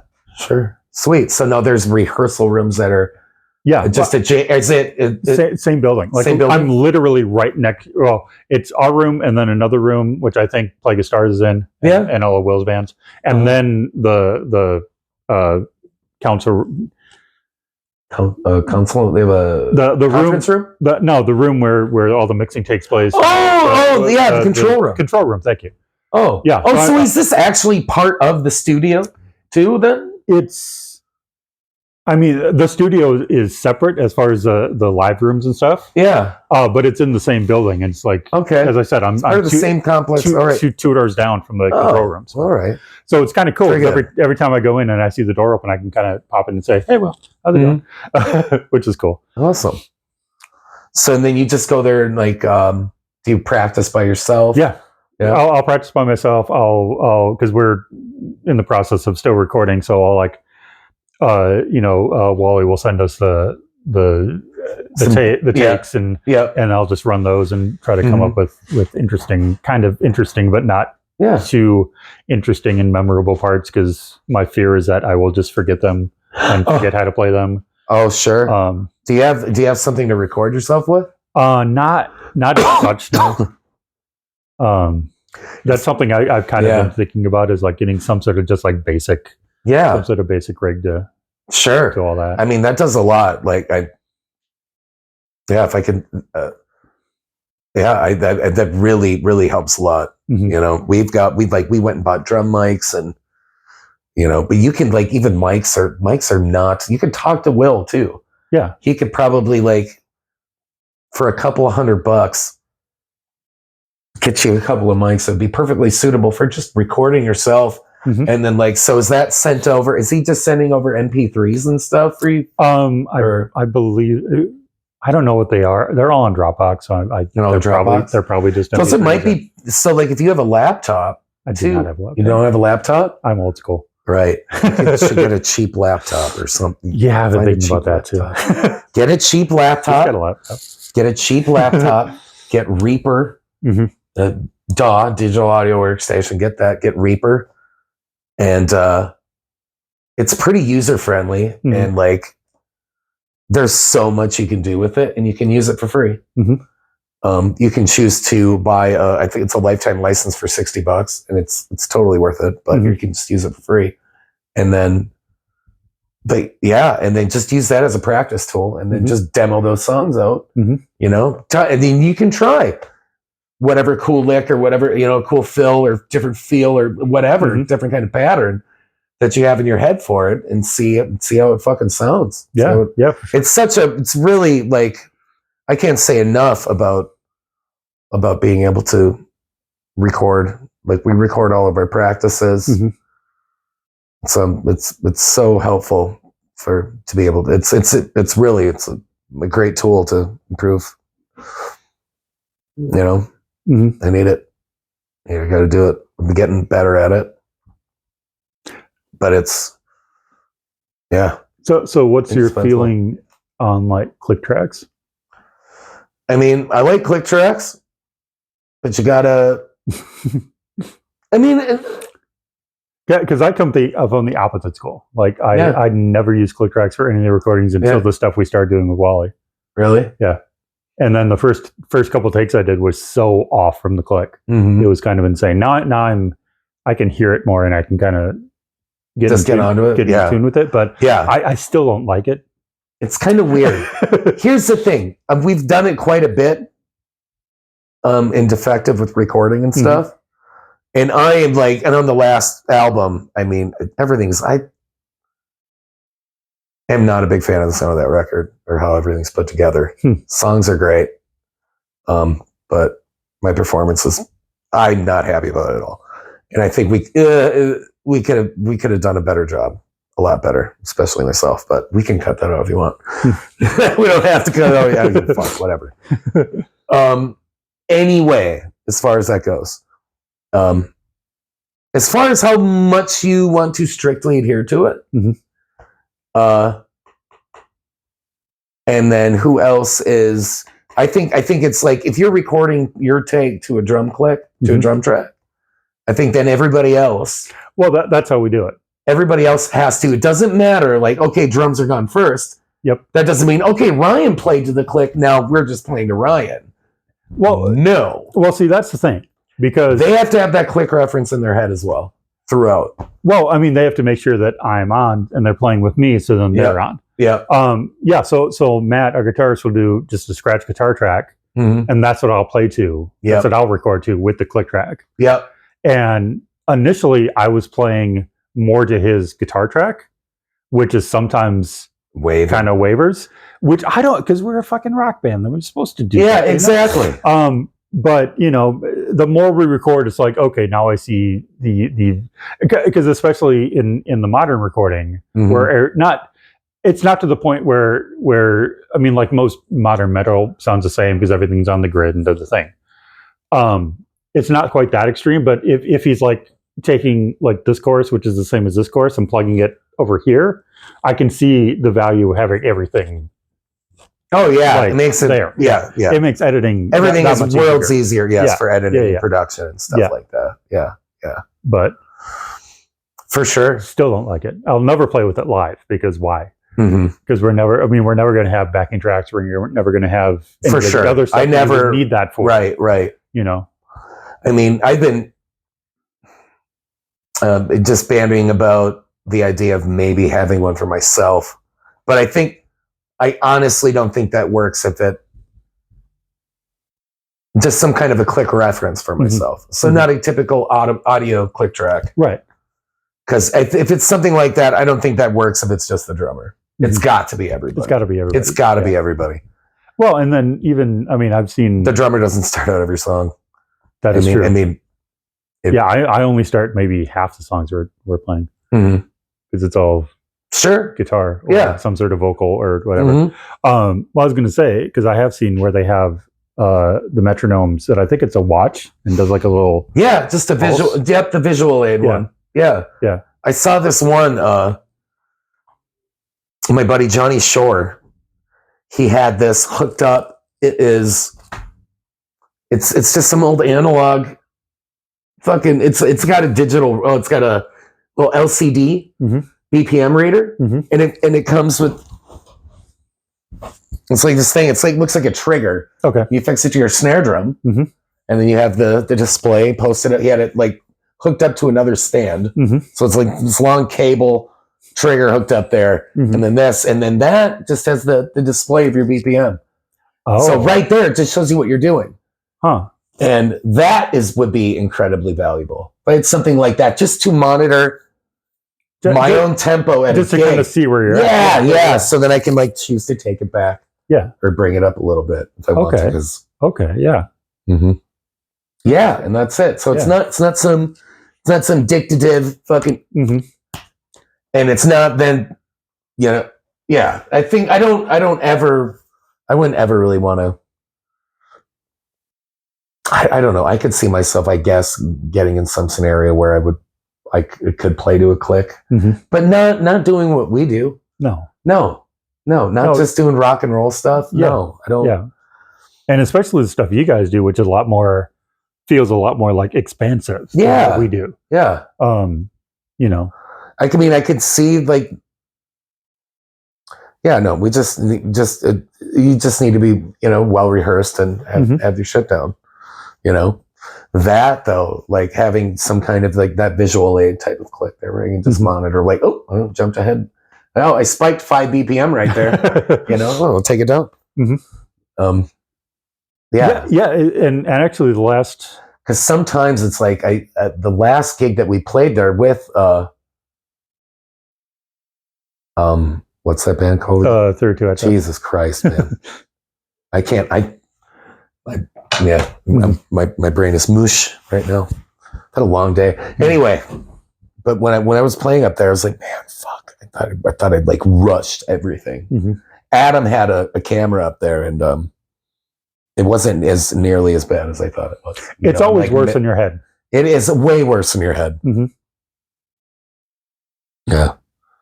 I've been trying to work just doing that, being more a little more self-aware about the traps that I could allow myself to get into to be in my head. And I've done a lot better at navigating and shoving that shit to the side. Yeah, for sure. Yeah. So just go out there and just fucking play music with your friends, man. Have a good time. That is what it's all about.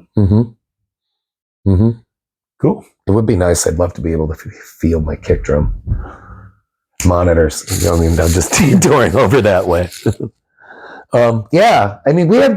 This is kind of it's kind of an all, it was kind of it took many different paths, circuitous routes to whatever the hell we landed on in this conversation. But but I have a feeling we might have to do a part 2 or I think we should do a part 2. 4 or I would love to visit. We just scratched the surface. We barely did. Yeah. And I would have really loved to made this a lot more, I guess, kind of regimented and. Oh no, whatever. I'm not looking for this. I'm not looking for regimented. At all. It just turns into whatever it turns. No, but you have no. It's like I had so many things that I'm just I'm literally blanking on right now. Hmm. I think I have a pretty good, like, usually I'm pretty good. I had all these, I had a lot of stuff cataloged in my head. I'm like, oh man, we can talk about this. We can talk about this. Talk about this. Well, Drums. We can get for next specific time, on that. we will both take notes and actually have paper in front of us, and let's just do that. Yeah. Let's do that. Let's have some. Agenda. Let's have some order.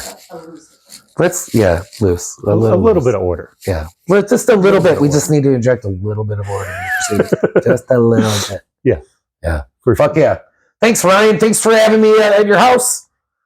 Yeah, anytime, man. Yeah.